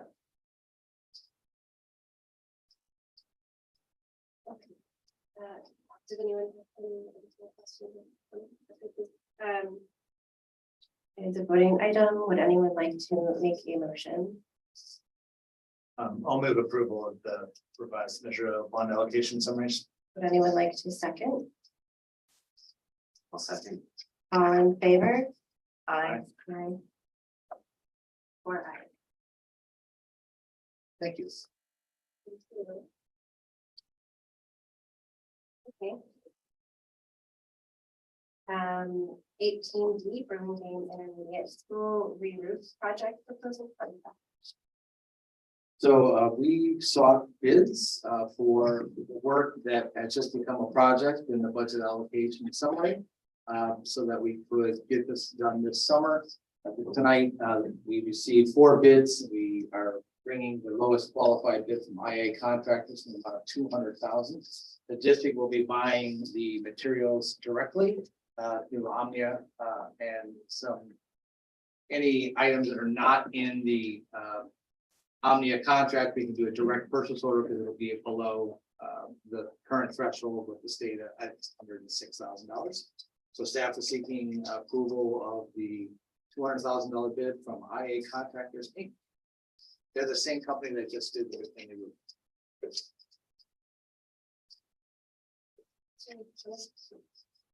Anyone like to make a motion to approve? I move to approve. Would anyone like to second? I'll second. All in favor? And 18E, HVAC upgrades at Burlingame Intermediate School and Roosevelt Elementary. Thank you. So staff sought bids. We had 6 contractors walk the site. We received a single bid. That bid, the project became more and more complicated as it became a 2 summer project, asking contractors to bid what they thought their cost would be summer 2. PG&E is still not taking my calls. But we have a bid from our friends, I hope we're recording that, so I can send that. From Rodan Builders, they're currently in Hayward. They originally were a Burlingame contracting firm that we wanted to work with in the past. They're a pre-qualified firm. They've come in at $9,218,000. The construction schedule is road will begin this summer, and BIS would have some initial preparation through the school year. There are some pads for concrete that can be laid for the outdoor air conditioning units that are going to be on the ground that we might be able to do during the school year in anticipation of the delivery and installation of the equipment. And that is for summer of 2024. Any questions, comments? This might not be related exactly. Can you remind me the solar proposal that we looked at the last meeting in March included some electrical upgrades? Was that HVAC or what was Right, the- so that's is there any overlap between this project and? there is, because it will add additional solar to offset the costs, the use costs for these units. So the anticipated generation or needs of electricity that we're gonna add to the sites by converting from gas to electric and by adding air conditioning, which we don't have in any of the spaces, our use will increase. So adding the solar, which will come to the board in the May board meeting, would overlap, but there will be potentially construction at BIS of new solar at the same time we are installing the HVAC with two different contractors. Okay, and the electrical panel upgrades or electrical upgrades of PG&E, is that part of this project? Or That's part of that is part of this project budget. This contractor has included the connections and the cross connections, but our purchase of the equipment, we purchased that directly, and it is coming, and PG&E is not taking my calls, so we don't have a date and time yet for when they're going to be giving us the new service at BIS, which was supposed to be next month. So if they want to call me. But PGE did accept. All of our applications to become part of I'm going to say it wrong. That means- Thank you. 2.0. There it is. That's good news. Yeah. So Thank you. anytime we see upgrade to HVAC, it is now replacing all gas furnaces with an electric heat pump. It's a majority. Mostly, yeah, okay, mostly, anywhere where we're replacing units in both, it will now be electric. In some instances, for example, at BIS, where in the, what we call the new classroom building, building 10, they have gas-fired units that are only 6 years old. So we're just gonna be adding the air conditioning components to those units, and then they can be replaced with electric units in the future, since those still have some useful life. So these electric heat pumps in the summer reverse, right? You can make it an AC. Is that Yes. what this is? Okay, so it's the heating and the AC are now the same unit. Right? Yes, So heat my pumps current- as in on a bar unit that we have now in portables, the same, yes. Similar, It could be heater or cool. Okay. Would anyone like to make a motion to approve the HVAC upgrade at Burlingame and the school and so? I'll make a motion to approve the HVAC upgrades at BIS. Is there a second? I'll second. All in favor? Aye. Aye. Thank you. Appreciate your time. Thank you. Okay.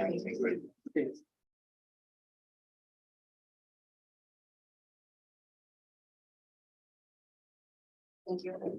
All right, on to 18F, resolution 2022-23-24, commitment of funds to fund 13 or 17 for textbook adoptions and technology. Thank you, President Mudd. Tonight we bring forward resolution 2022-23-24, commitment of funds to fund 17.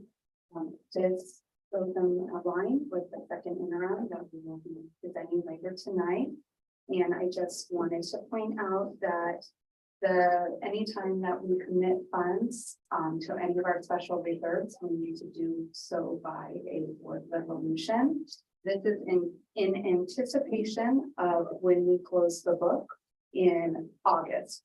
So anytime before then, or when we close the books, we can change the amount that we move into the special reserve fund. And we can also change by resolution how we commit those funds. So this was done because we are currently in a test 1 year for the Prop 98 minimum guarantee. And we do need to commit all of our funds outside of our 10% by California law.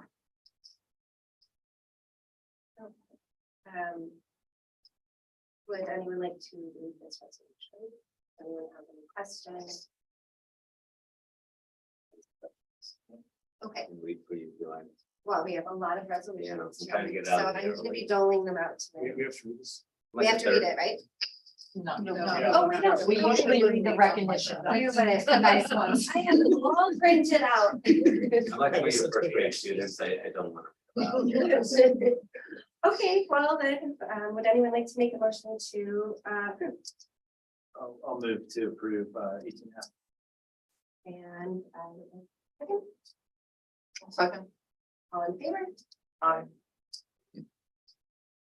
Okay, and resolution 22/23-25 designating certain general funds as committed fund balance, I guess.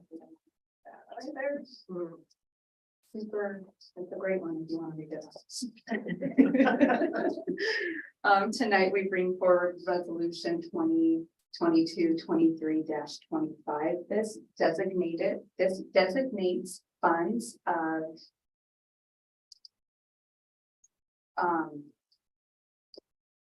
that's over 490. Should have looked at my sheet. $491,000. It commits the funds within our general fund. This is to maintain our 3% unrestricted reserves, with also knowing that with salary increases in the near future and cost of stirs and furs and the statutory benefits that go in line with that, it's just committing, keeping a little bit more in the general fund as a commitment rather than moving it to fund at 17, because once the monies are in fund 17, we would have to come by resolution to move them back into the general fund.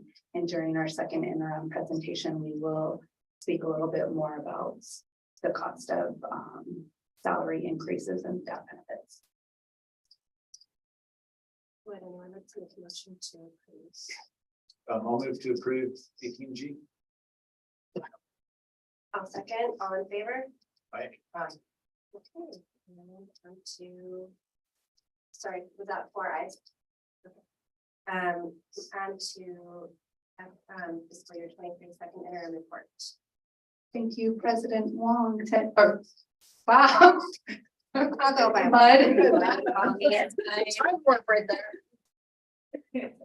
guess the last second interim that was. Tonight, I have presenting with us Lizette Melendez. She is a fiscal analyst from our business department. Here we go. Here we go. She. Okay. Do you want clicker? I will do the clicker. Lizette has been part of our team for just over a year, and second interim is her first deep dive into the financials.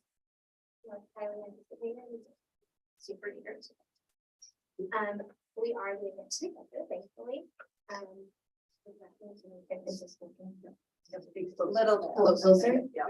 My first one's microphone getting, so bear with me, I am pulling off my slideshow because I am a little bit blind.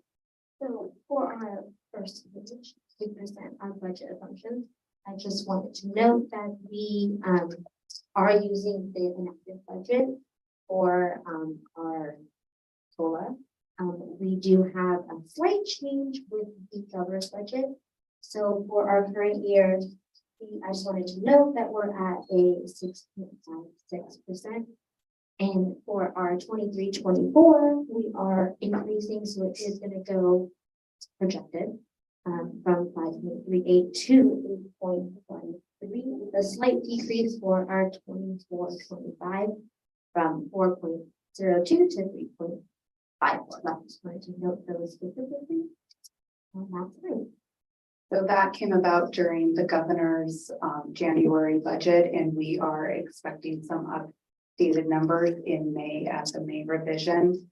Everybody, the legislation committee is still saying that COLA is expected to stay or be enacted at the 8.13%, though if you have read anything recently, people are very concerned about taxes and not being due. So we may see a slight decrease at the July 1 budget.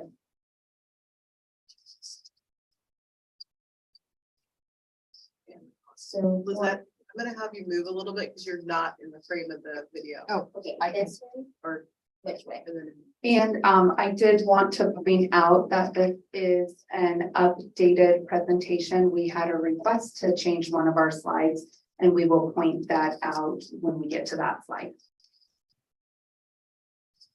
For our next slide, we have our comparison from our first interim to our second interim. I'm so sorry. With a variance of additional revenue of about 500, and then a decrease in our expenditures of 400. We will speak to this in our next slide.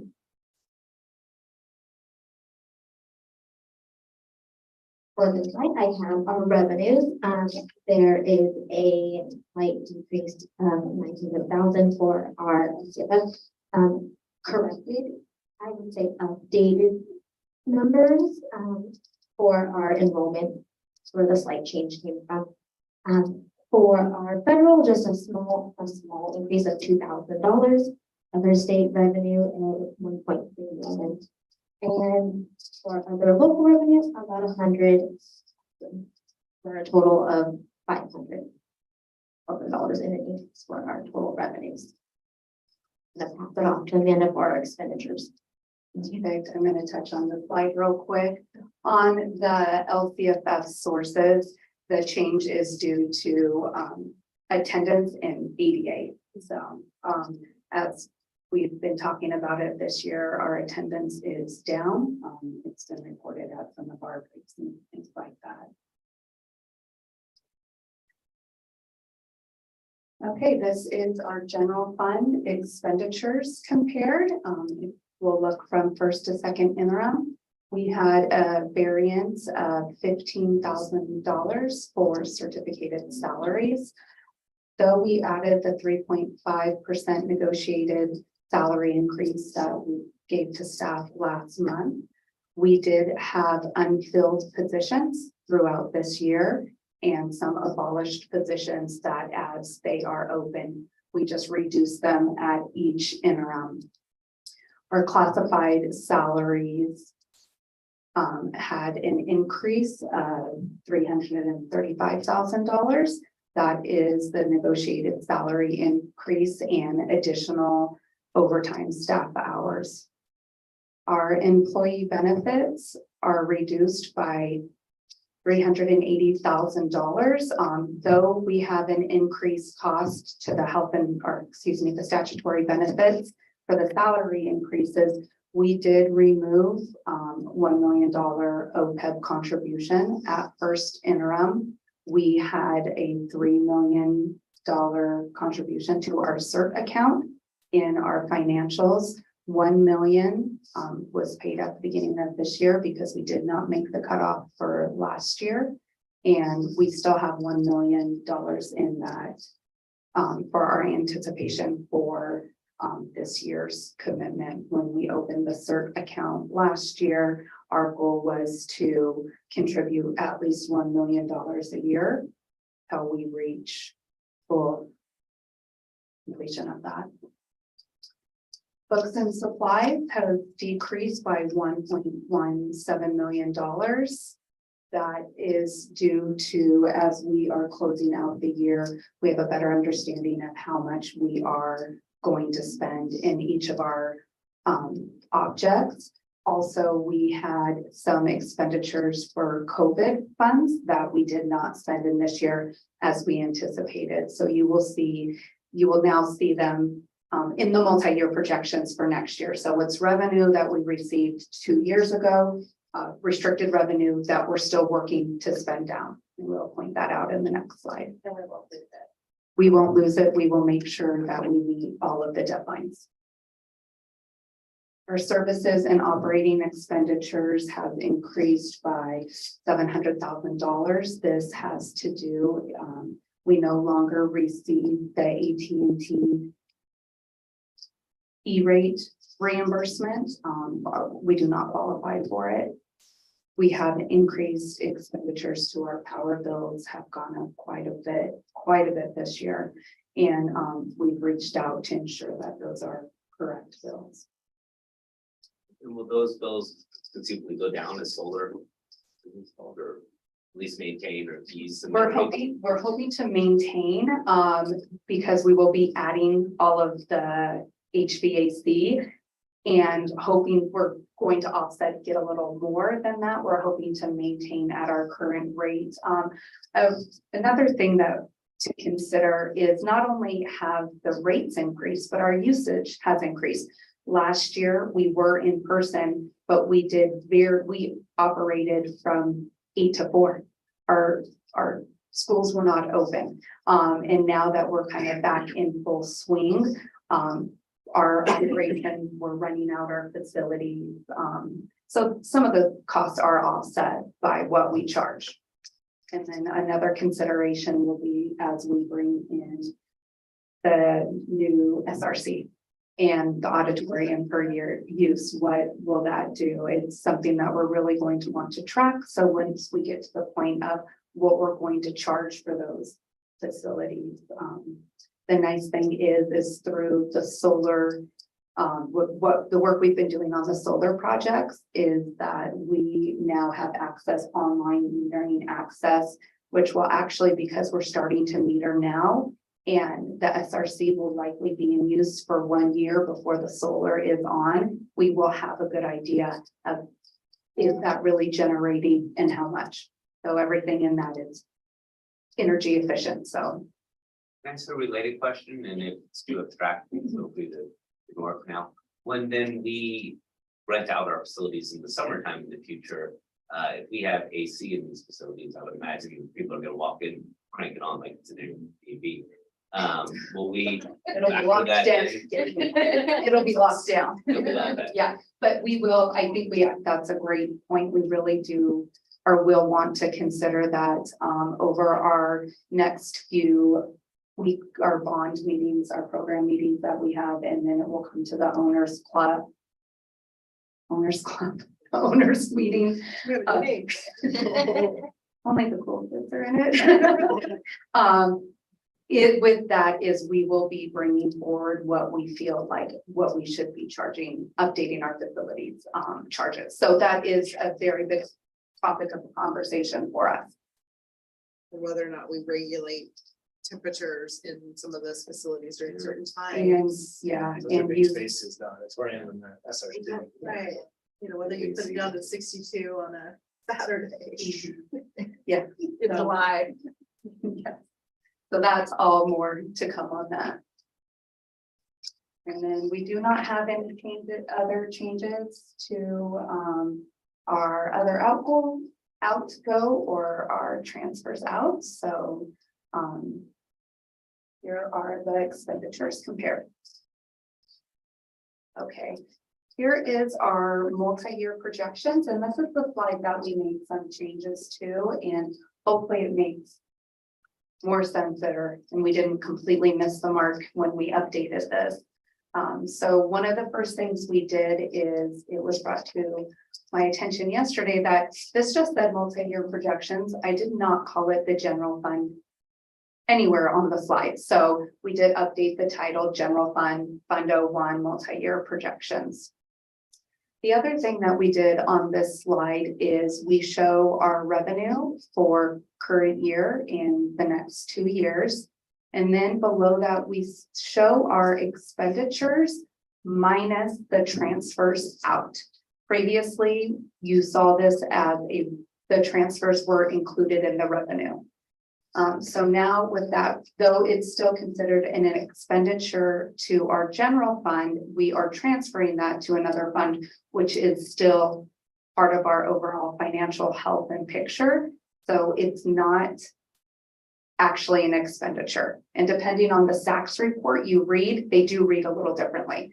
So our general fund balance deficit for this year is $1.2 million with the transfer out. But if you note at our revenues over our actual expenditures without the transfer, we're not quite deficit spending anticipated this year. So we are maintaining a relatively flat budget for current year and multi-year 1 and multi-year 2. That this is really to point out that the fiscal health of the district where we are right now. Of our general fund ending balance, the other change that we made is I often talk about how we can only have a 3% reserve in our general fund. And then I show you a slide that says we have 10% reserve. So we decided that it might be a little easier to read if we broke it out. So our unrestricted reserve will be maintained at 3% as long as we are in a test 1 minimum guarantee year. And then this shows our restricted revenues. And finally, we do have committed funds in this year and in years 23, 24, and 24, 25. That's currently what is just sitting unassigned. We do not need to commit it by resolution until it is part of the budget. Are there any questions on this slide? I was just gonna say, thank you for doing it this way, and I asked for it. I think it's important to see that the revenues and expenditures are actually balanced. When we do take money and put it into Fund 17 for specific purposes, but that's not a true expense. It's more like savings. So I think this is more accurately representing the balanced operation. So thank you. Okay, and finally, or next, we have the overall presentation of our slides, and we did also meet with Trustee Brown yesterday about this slide. And moving forward, we were not able to make any changes right now, but moving forward, this will look a little different on. I will work to break out what is committed, what is restricted by district, what is a statutory restriction, which would be our developer fees, our Fund 25. And really, we always want to be mindful to break out our Fund 21 building fund because those have their own set of accounting and accrual. So the next presentation of the slide, it will look a little differently, but for tonight, we have our general fund ending balance at $3 million. And in that are the 3% reserves are restricted in our committed funds. Our student body account will stay stagnant until year-end close. Those are not funds that we actually hold within our district. They're held at a separate bank for BIS's use. So I think likely in the future, we may remove that from the slide and it will just be part of our unaudited actuals because that is where it is reported. Our Fund 13, our cafeteria reserve, we are anticipating an ending fund balance of $678,000. Our plan is to keep holding on to some of this for equipment replacement at all of our sites. We started it and it's going well. Our Fund 14 deferred maintenance, our ending fund balance is expected to be $3.3 million. This includes irrigation and landscaping in $1.25 million, an additional kitchen maintenance of $800,000, and a deferred maintenance of $1.2 million. I wanted to note that these are all part of our ending fund balance. we will not spend these funds until there is a plan in place. So maintenance is currently working on an irrigation and landscaping plan. And we do have a deferred maintenance plan already that does come to the board. I'd also like to point out that as long as these funds stay within Fund 14 deferred maintenance, the board and staff can opt to redesignate the funds within in any matter that we see fit. So if I'm understanding correctly, we have not spent $1.25 million on water. No, we have not. Just on power. This on what? I said just on the electricity. Got it. So really, our goal with the irrigation plan, and I wish Omar was still here, is that not all of our sites have irrigation. We have hit or miss. Everything that we have has to be manually and hand controlled. There is no, like, you can't set it up. And so our plan is to work to have a district-wide one set of things that are starting to be used with our bond program. So we have a company that we use and the equipment, but it's about taking it to each of our sites. The other thing is that we have replaced and had to remove so many trees in the last 2 years. Some of it is storm damage, some of it is aging, but some of it is that they died because they no longer receive adequate water. And our current practice is for every tree we remove in our district, we replace it by 2. We're just going to keep killing those trees if we don't actually figure out how to water them. So that is irrigation and garden. The intention is for district-wide irrigation, which we have started talking about, like, what is the cost of that? Depending on what equipment you buy, it could be anywhere from $800,000 to $2 million. So this right now is just not an earmark, but a beginning of a plan. But our goal is to eventually bring a plan to the board on long-term 5-year plan and a maintenance plan for the irrigation. So we're not back in the position we're in. And then to the extent possible, I'm assuming we always use native plants, drought tolerant plants. So we do have a landscaping plan, which is the plants that we use. It was part of, it's part of the bond program, and it might have come about, it was part of the facilities master plan, maybe where it came about, but yeah, so yeah. So we definitely, and we can always bring that back. I think it would be good we really started to pay attention to what actually works here and not, because even though it is supposed to, we've actually had to remove and replace some of the plants because we have problems with them. And then moving on right now, we anticipate ending the year.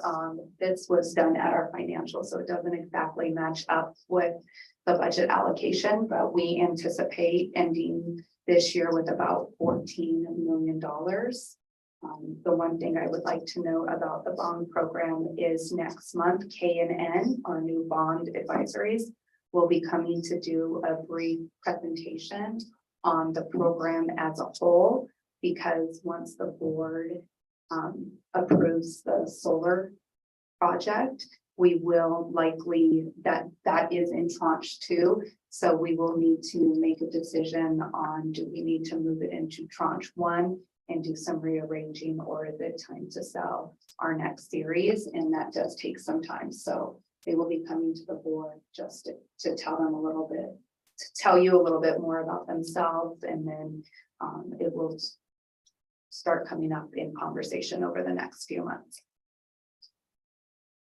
And Fund 25 is our capital facilities, our developer fees. We anticipate ending the year at $1.7 million.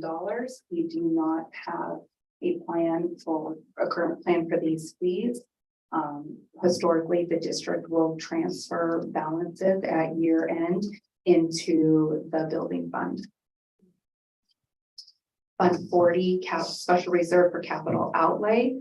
We will have just over $2 million for our turf replacement of BIS in Franklin Fields. We are working on getting updated quotes to see if we are still in line. This is an amount that we used as part of the city district liaison that has a rolling, it increases by a certain percentage each year. Got anything to add to this?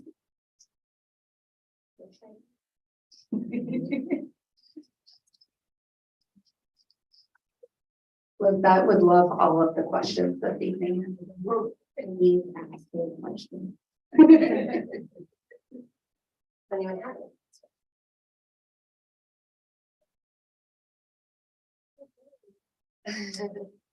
This is your presentation.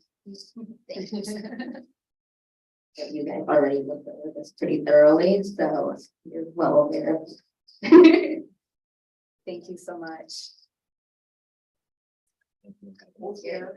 Thank you, Lizette. Congratulations on your first. I will be back. I will have more. This is just my first baby step. So appreciate the opportunity to listening to me and you learn to use a microphone. You guys are just pros at it and you make it look so. Okay. Would anyone like to make a motion to approve the fiscal year 2022 interim? I'll move to approve. Second, I will second. all in favor? Aye.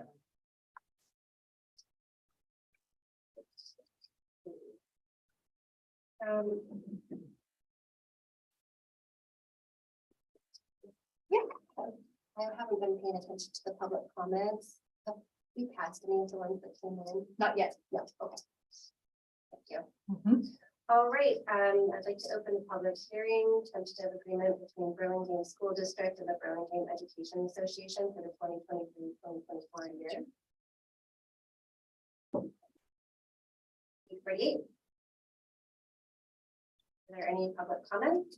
There are not present one. Okay, then I will close the public hearing. 48. And on to tentative agreement between Burlingame Education for 2023-2024. Tonight, we bring forward a tentative agreement that the district has reached with Burlingame Education Association. And what I did leave out of second interim, which was like the most important point of the night, was that this 7% is included in the multi-year projections.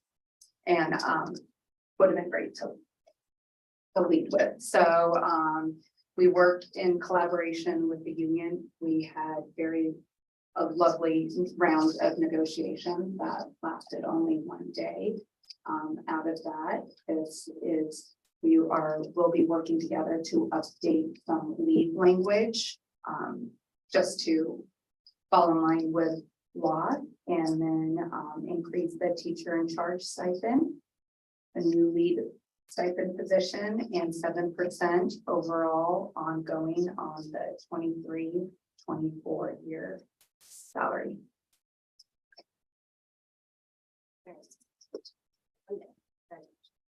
Would anyone like to make a motion to, oh, sorry, does anyone have any questions? No. Would anyone like to make a motion to approve? I'll move to approve. Would anyone like to second?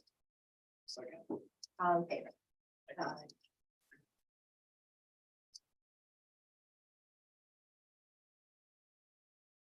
Okay, 19A, resolution 2022-23-26, recognition of autism awareness and acceptance month. I have it printed up. I have it printed up. Great. So I would be happy to read it. Yeah. Burlingame School District Board of Education Resolution number 22/23-26, recognition of Autism Awareness and Acceptance Month, April 2023. Whereas Burlingame School District is guided by principles of inclusivity in its commitment to help improve the lives of all individuals in the diverse community we serve. And whereas autism impacts people regardless of race, ethnicity, and social economic backgrounds. And whereas while conditions characterized with autism may challenge communication, social skills, and behavior, and individuals within the autism spectrum disorder community present varying qualities, strengths, and challenges. And whereas in the month of April, we strive to promote autism awareness, inclusion, and acceptance, and the district is committed to providing equitable access to services, events, and activities that support self-determination for all autistic individuals. And whereas the district recognizes the importance of creating spaces that beyond acceptance provide opportunities for representation and celebration of all autism groups.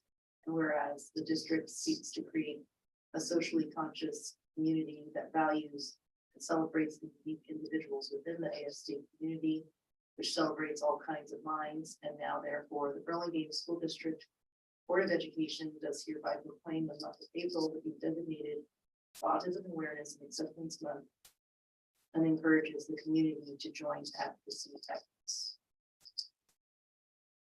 Thank you, Forrest. Trustee Wong. Would anyone like to make a motion to approve? I'll make a motion to approve. Anyone like to second?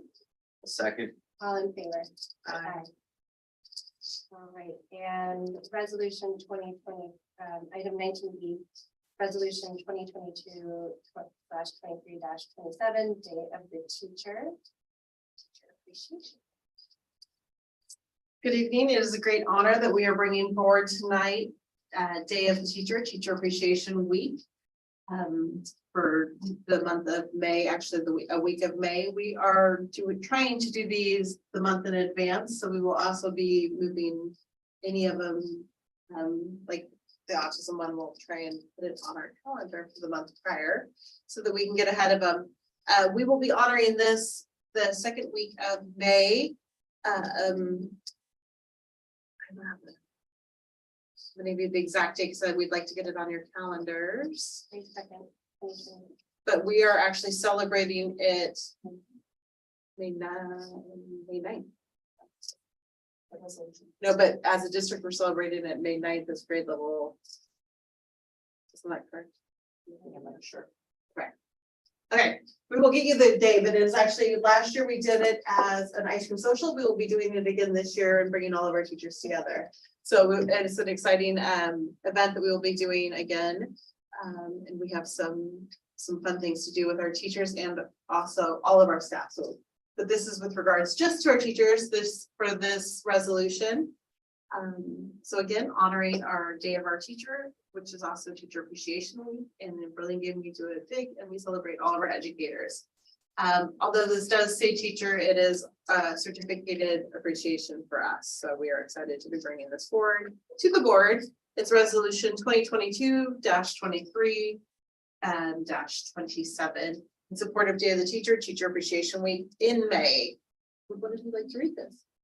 I will read it because I apparently wrote it, so I pulled it up. I'll read it. Thank you, Trustee Wong. There's another one for the next person. I know. Okay, That's not perfect. that good. Okay, Burlingame School District Resolution 2022/23-27 in support of the Day of the Teacher and Teacher Appreciation Week.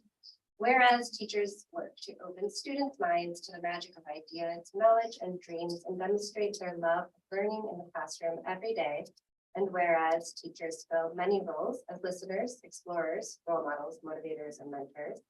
And whereas the success of more than 3,000 students in the Burlingame School District depends on the skills, knowledge, and attitudes acquired while under the nurturing guidance of dedicated teachers. And whereas teachers work collaboratively with the Board of Education, the Superintendent of Schools, colleagues, parents, and others in support of our commitment to quality education for all youngsters. And whereas teachers continue to influence long after our school days are only memories. Whereas National Teacher Appreciation Day is May 2nd, 2023, and California Day of the Teacher is May 10th, 2023. Whereas National Teacher Appreciation Week is May 1st to the 5th, 2023, and California Teacher Appreciation Week, May 8th to the 12th, 2023. Now, therefore, be it resolved that the Board of Education of the Burlingame School District does hereby acknowledge the contributions of all dedicated teachers, and recognizes May 10th, 2023 as the Day of the Teacher and May 1st through 5th, 2023 as Teacher Appreciation Week, and urges parents, students, and the community to publicly show their appreciation for teachers and their contributions that improves our daily lives, our community, and our. And I did look it up and it is May 9th. It is our grade level team meeting where we will all come together as a district. So May 9th. Okay. Would anyone like to make a motion to approve Teacher Appreciation Week and Day of the Teacher? I'll move to approve the resolution. And would like to second it. I'll second. All in favor? Aye. Aye. Okay. And would anyone like to do resolution 2022-23-18?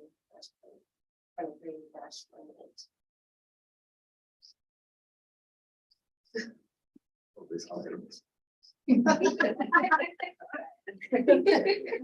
Number. Whereas the week of May 21st to 27th, 2023 has been declared Classified School Employee Week in recognition of the invaluable services classified school employees provide to California public schools and community colleges. And whereas classified school employees are education support professionals who continually strive for excellence in areas relative to the education community. And whereas classified school employees contribute to the establishment and promotion of a positive instructional environment as paraeducators, secretaries. And whereas classified school employees also provide other essential educational services, such as transportation, facilities maintenance and operation, food and support services, and healthcare. And they play an essential role in providing for the welfare and safety of California public school children and community college students. And whereas the people of California join with the California Teachers Association, California Federation of Teachers, and the California School Employees Association and Services Employees International Union in acknowledging and recognizing classified school employees for their outstanding contributions to quality education across the state. Now, therefore, be it resolved that the Burlingame Board of Trustees does hereby acknowledge the contributions of all dedicated classified employees and recognizes May 21st, 27th, 2023 as the Classified School Employee Week.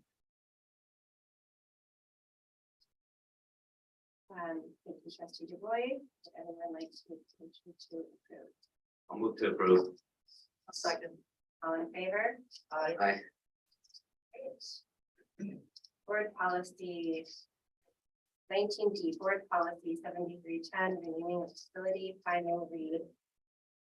And we do have comment. That is correct. Okay. Would you like me to read it or? Whatever you would like, I can read, you can read.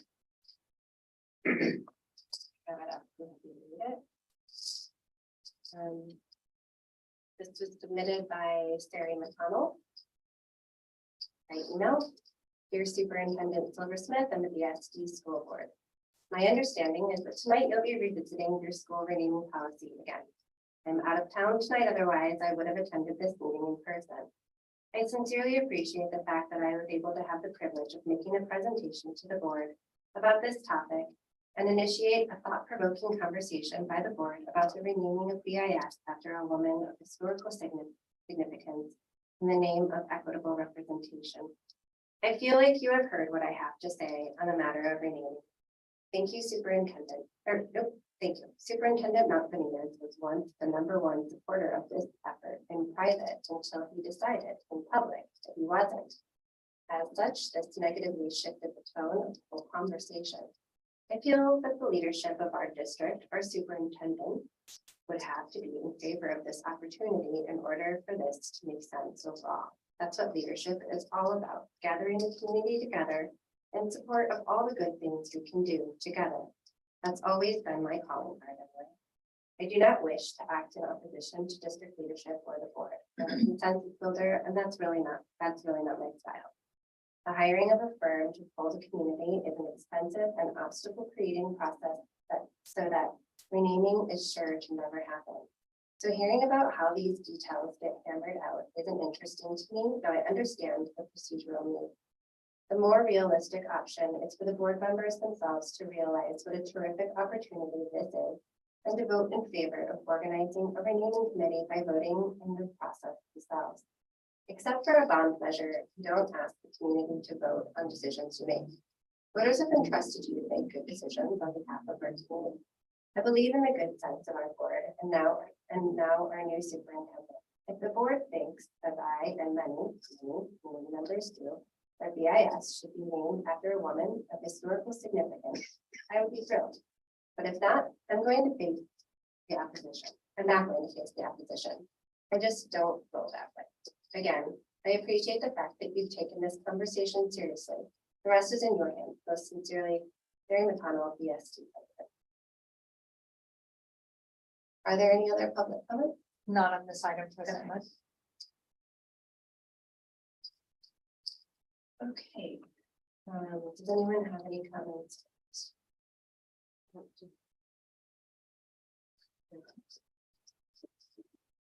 Right. I am bringing forward tonight the second and final read of the renaming facility policy based on the first read, the feedback from all of the Board of Trustees and the community. It has been rewritten.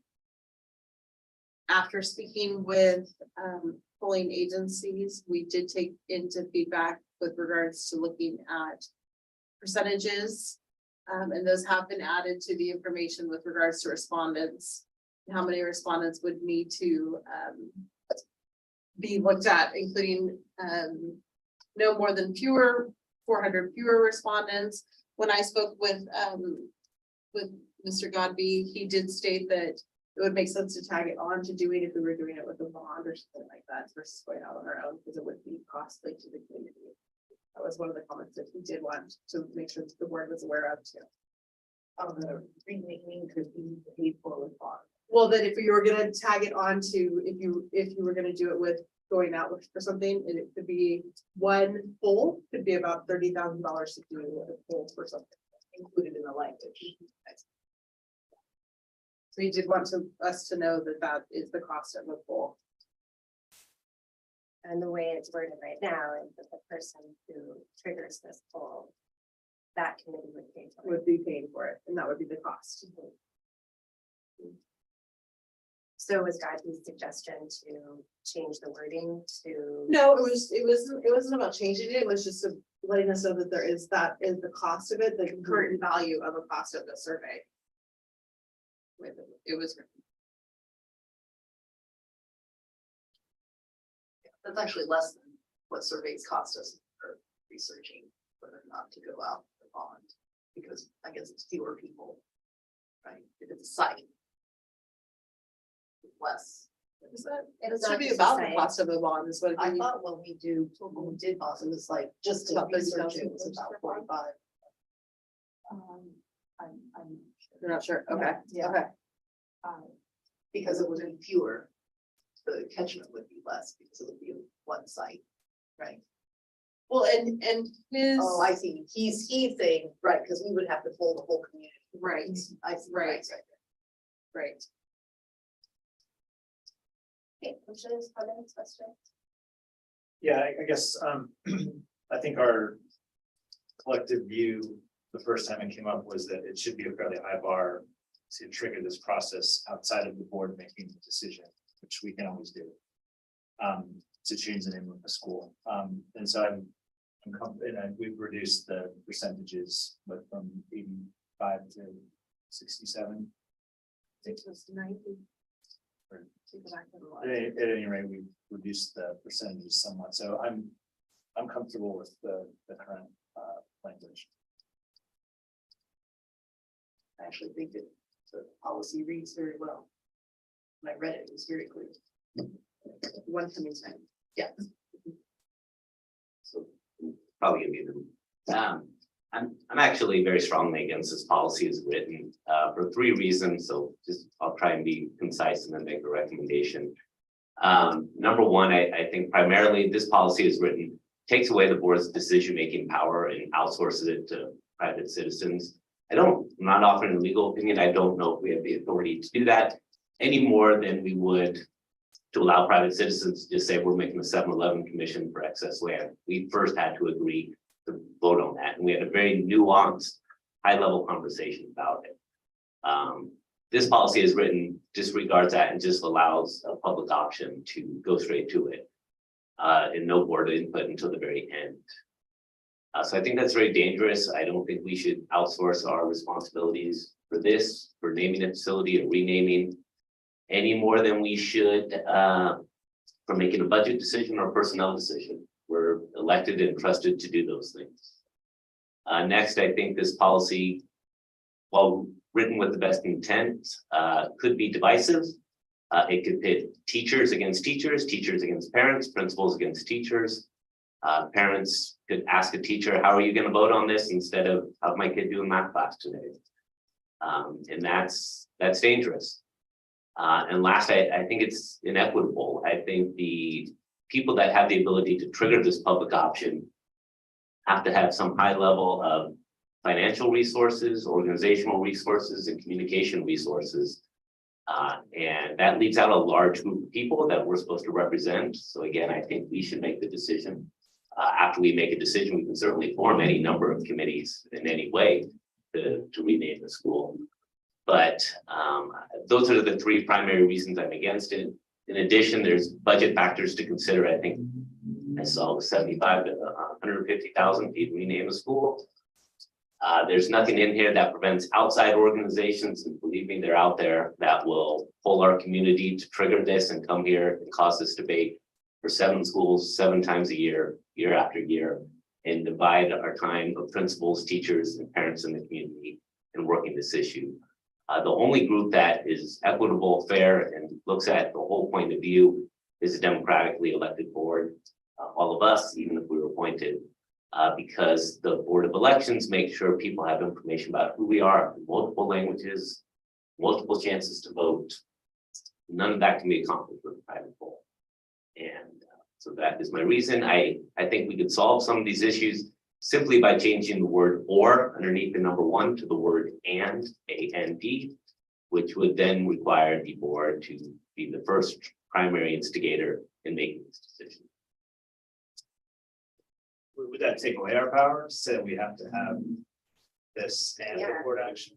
No, I would say to even similar to creating the 7-Eleven committee, that first the board has to, by majority vote, say we want to rename the school. Then we form some type of committee of parents, community members, teachers, whoever would like to be on it, similar to hiring a principal, to examine the best ways to do those names. Those same people would come back and present to the board, and a decision to be made. That's actually a good point, because, and it would be the opposite of what you were hearing.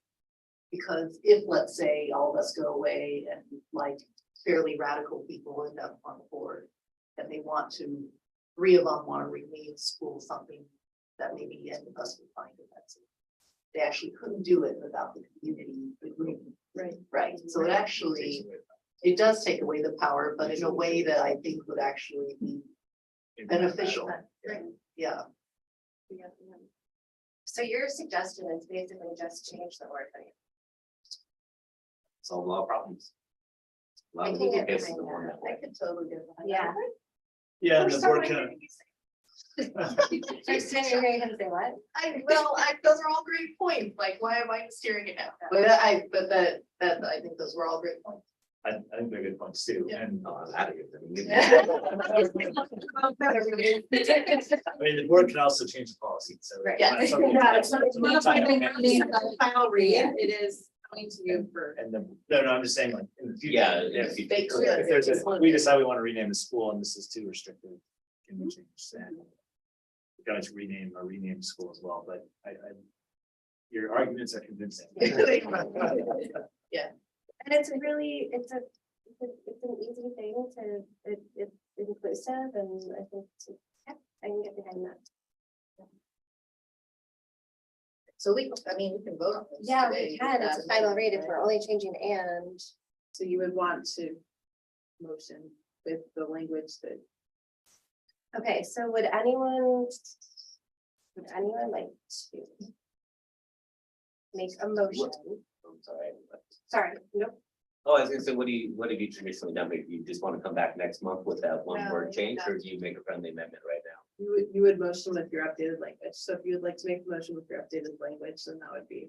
And we're all clear on the word I'm talking about as presented on that screen, the word or underneath the number one. Under one. Change to the word Change and. 6 or 7 lines down, yeah. Yes. Then with that amendment, I move to approve. Just you have to like say So that if and. you could just say, if you could just say, So I move to edit the word or underneath the number one in the first bullet point there.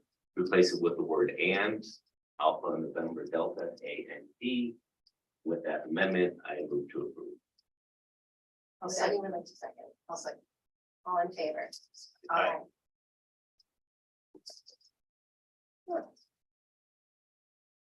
thank you. All right, on to 19E, employment of district superintendent. All right, so.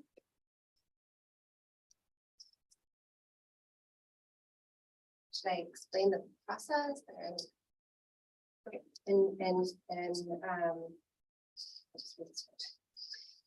the employment agreement is in the agenda packet for everyone.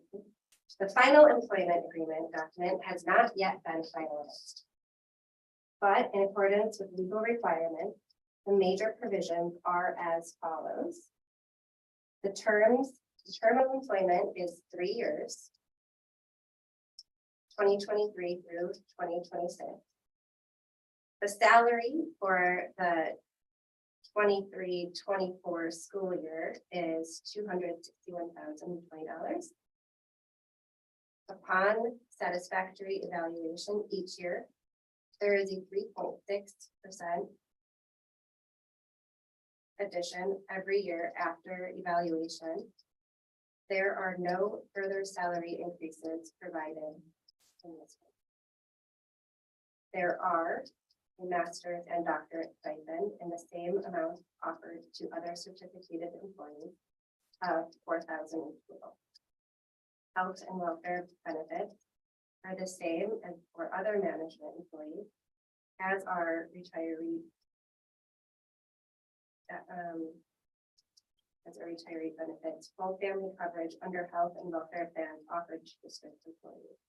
There is a monthly expense.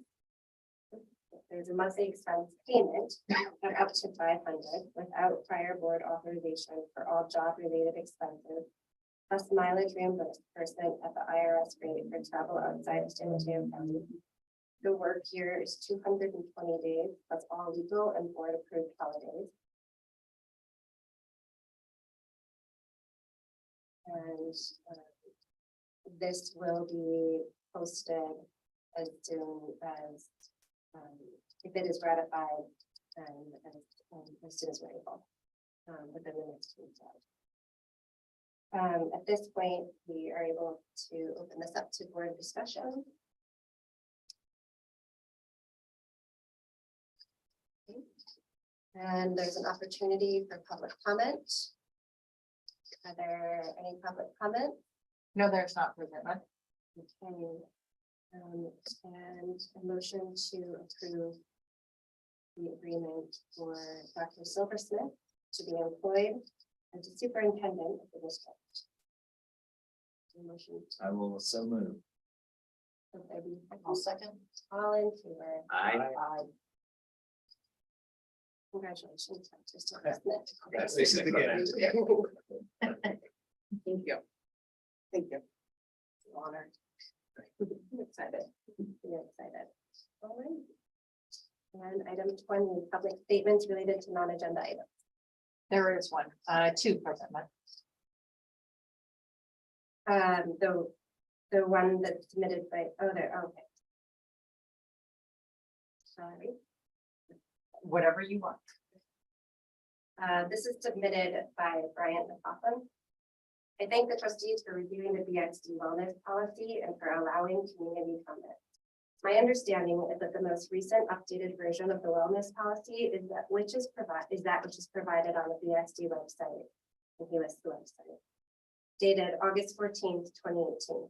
Further, it is my understanding based on 7 CFR 210.31B that the wellness policy must be reviewed and updated at least once every 3 years. Thus, this review appears to me to be overdue.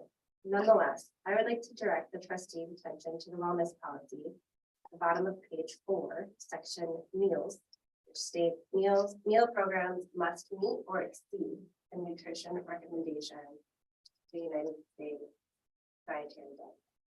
Last month, I presented to you the menu for Roosevelt for the week of 27th of 2023 through March 3rd, 2023, aligned with the recommendations from the Dietary Guidelines for Americans by the United States Department of Agriculture. Today, I am providing you below the Roosevelt menu for the week of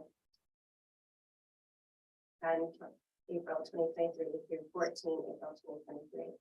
Also aligned with the dietary guidelines. Again, as you can see, BSD continues to serve far excess levels of added sugar, carbohydrates, and sodium relative to the recommendations and the dietary guidelines for Americans.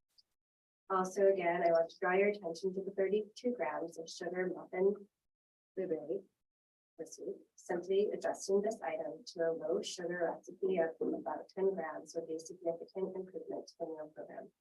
Secondly, I would like to draw the trustees' attention to page 1, Coordinated School Health Committee. It is my understanding that this committee has not existed for multiple years. Further, it is my understanding based on 7 CFR 210.16 A8 and 7 CFR 210.12 that BSD is required to have an advisory board of students, parents, and teachers on the topic of nutrition. Given the ongoing discrepancy between the menu served and the dietary guidelines to which BSD commit to meet in the wellness plan, I believe it would be prudent for the board to insist that the district complies with its statutory requirements. We again thank the trustees for their shared commitment of wellness in our community. A chart was included with the public comment that had the menu for the week for a week in BSD, as well as the nutritional standards for BSD, USDA, dietary guidelines for American, and American Academy of Pediatrics and American Association. The second statement is submitted by Jeanette Hashimoto at Roosevelt School. In November of this past school year, I was accused of discrimination.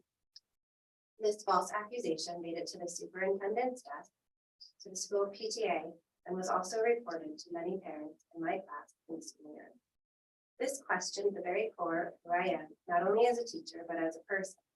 To be clear, there was no merit to what I was being accused of. In March, I was cleared by the superintendent, the school board, and the California Department of Education. While I am personally satisfied with the knowledge that I have been fully cleared of any wrongdoing, I feel that more could have been done in this case. It was a very public verbal attack on my reputation and has taken a tremendous toll on my well-being. For the past 4 months, I struggled with anxiety, depression, and stress over this issue. The one thing that kept me moving forward was the fact that I would be able to clear my name of this false accusation to all those who may have thought otherwise. During the 26 years that I have taught in Burlingame School District, I have never had anyone attack my character and reputation. I felt very little support for what I had been through. I did everything that was asked throughout this process and was left feeling like my character was questioned and attacked with no recourse whatsoever.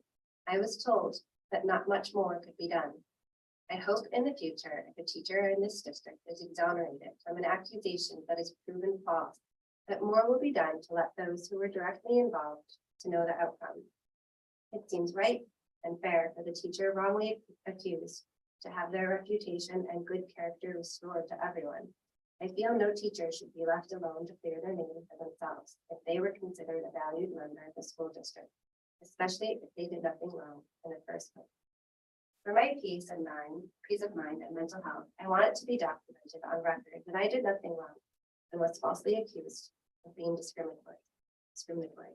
I hope in the future that no other teacher will ever have to experience what I went through. I appreciate the work of everyone on the school board and in the district.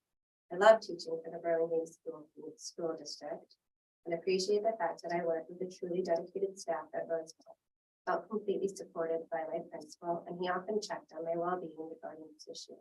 However, I feel that as an experienced Burlingame educator, it is my duty and responsibility to speak up about this issue. Support of the teachers and staff by our district community has always been a cornerstone of what makes our district great. Unfortunately, I believe this time we've got.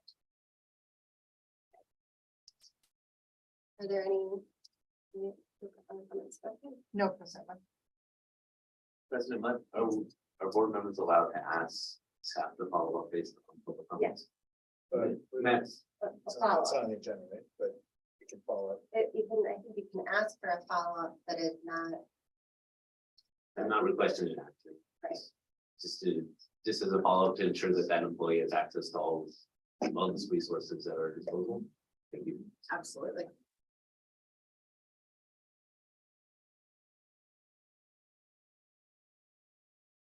Are there any board question items?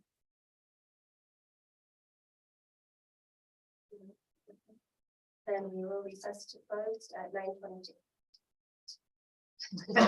Say that out loud. Okay, come on.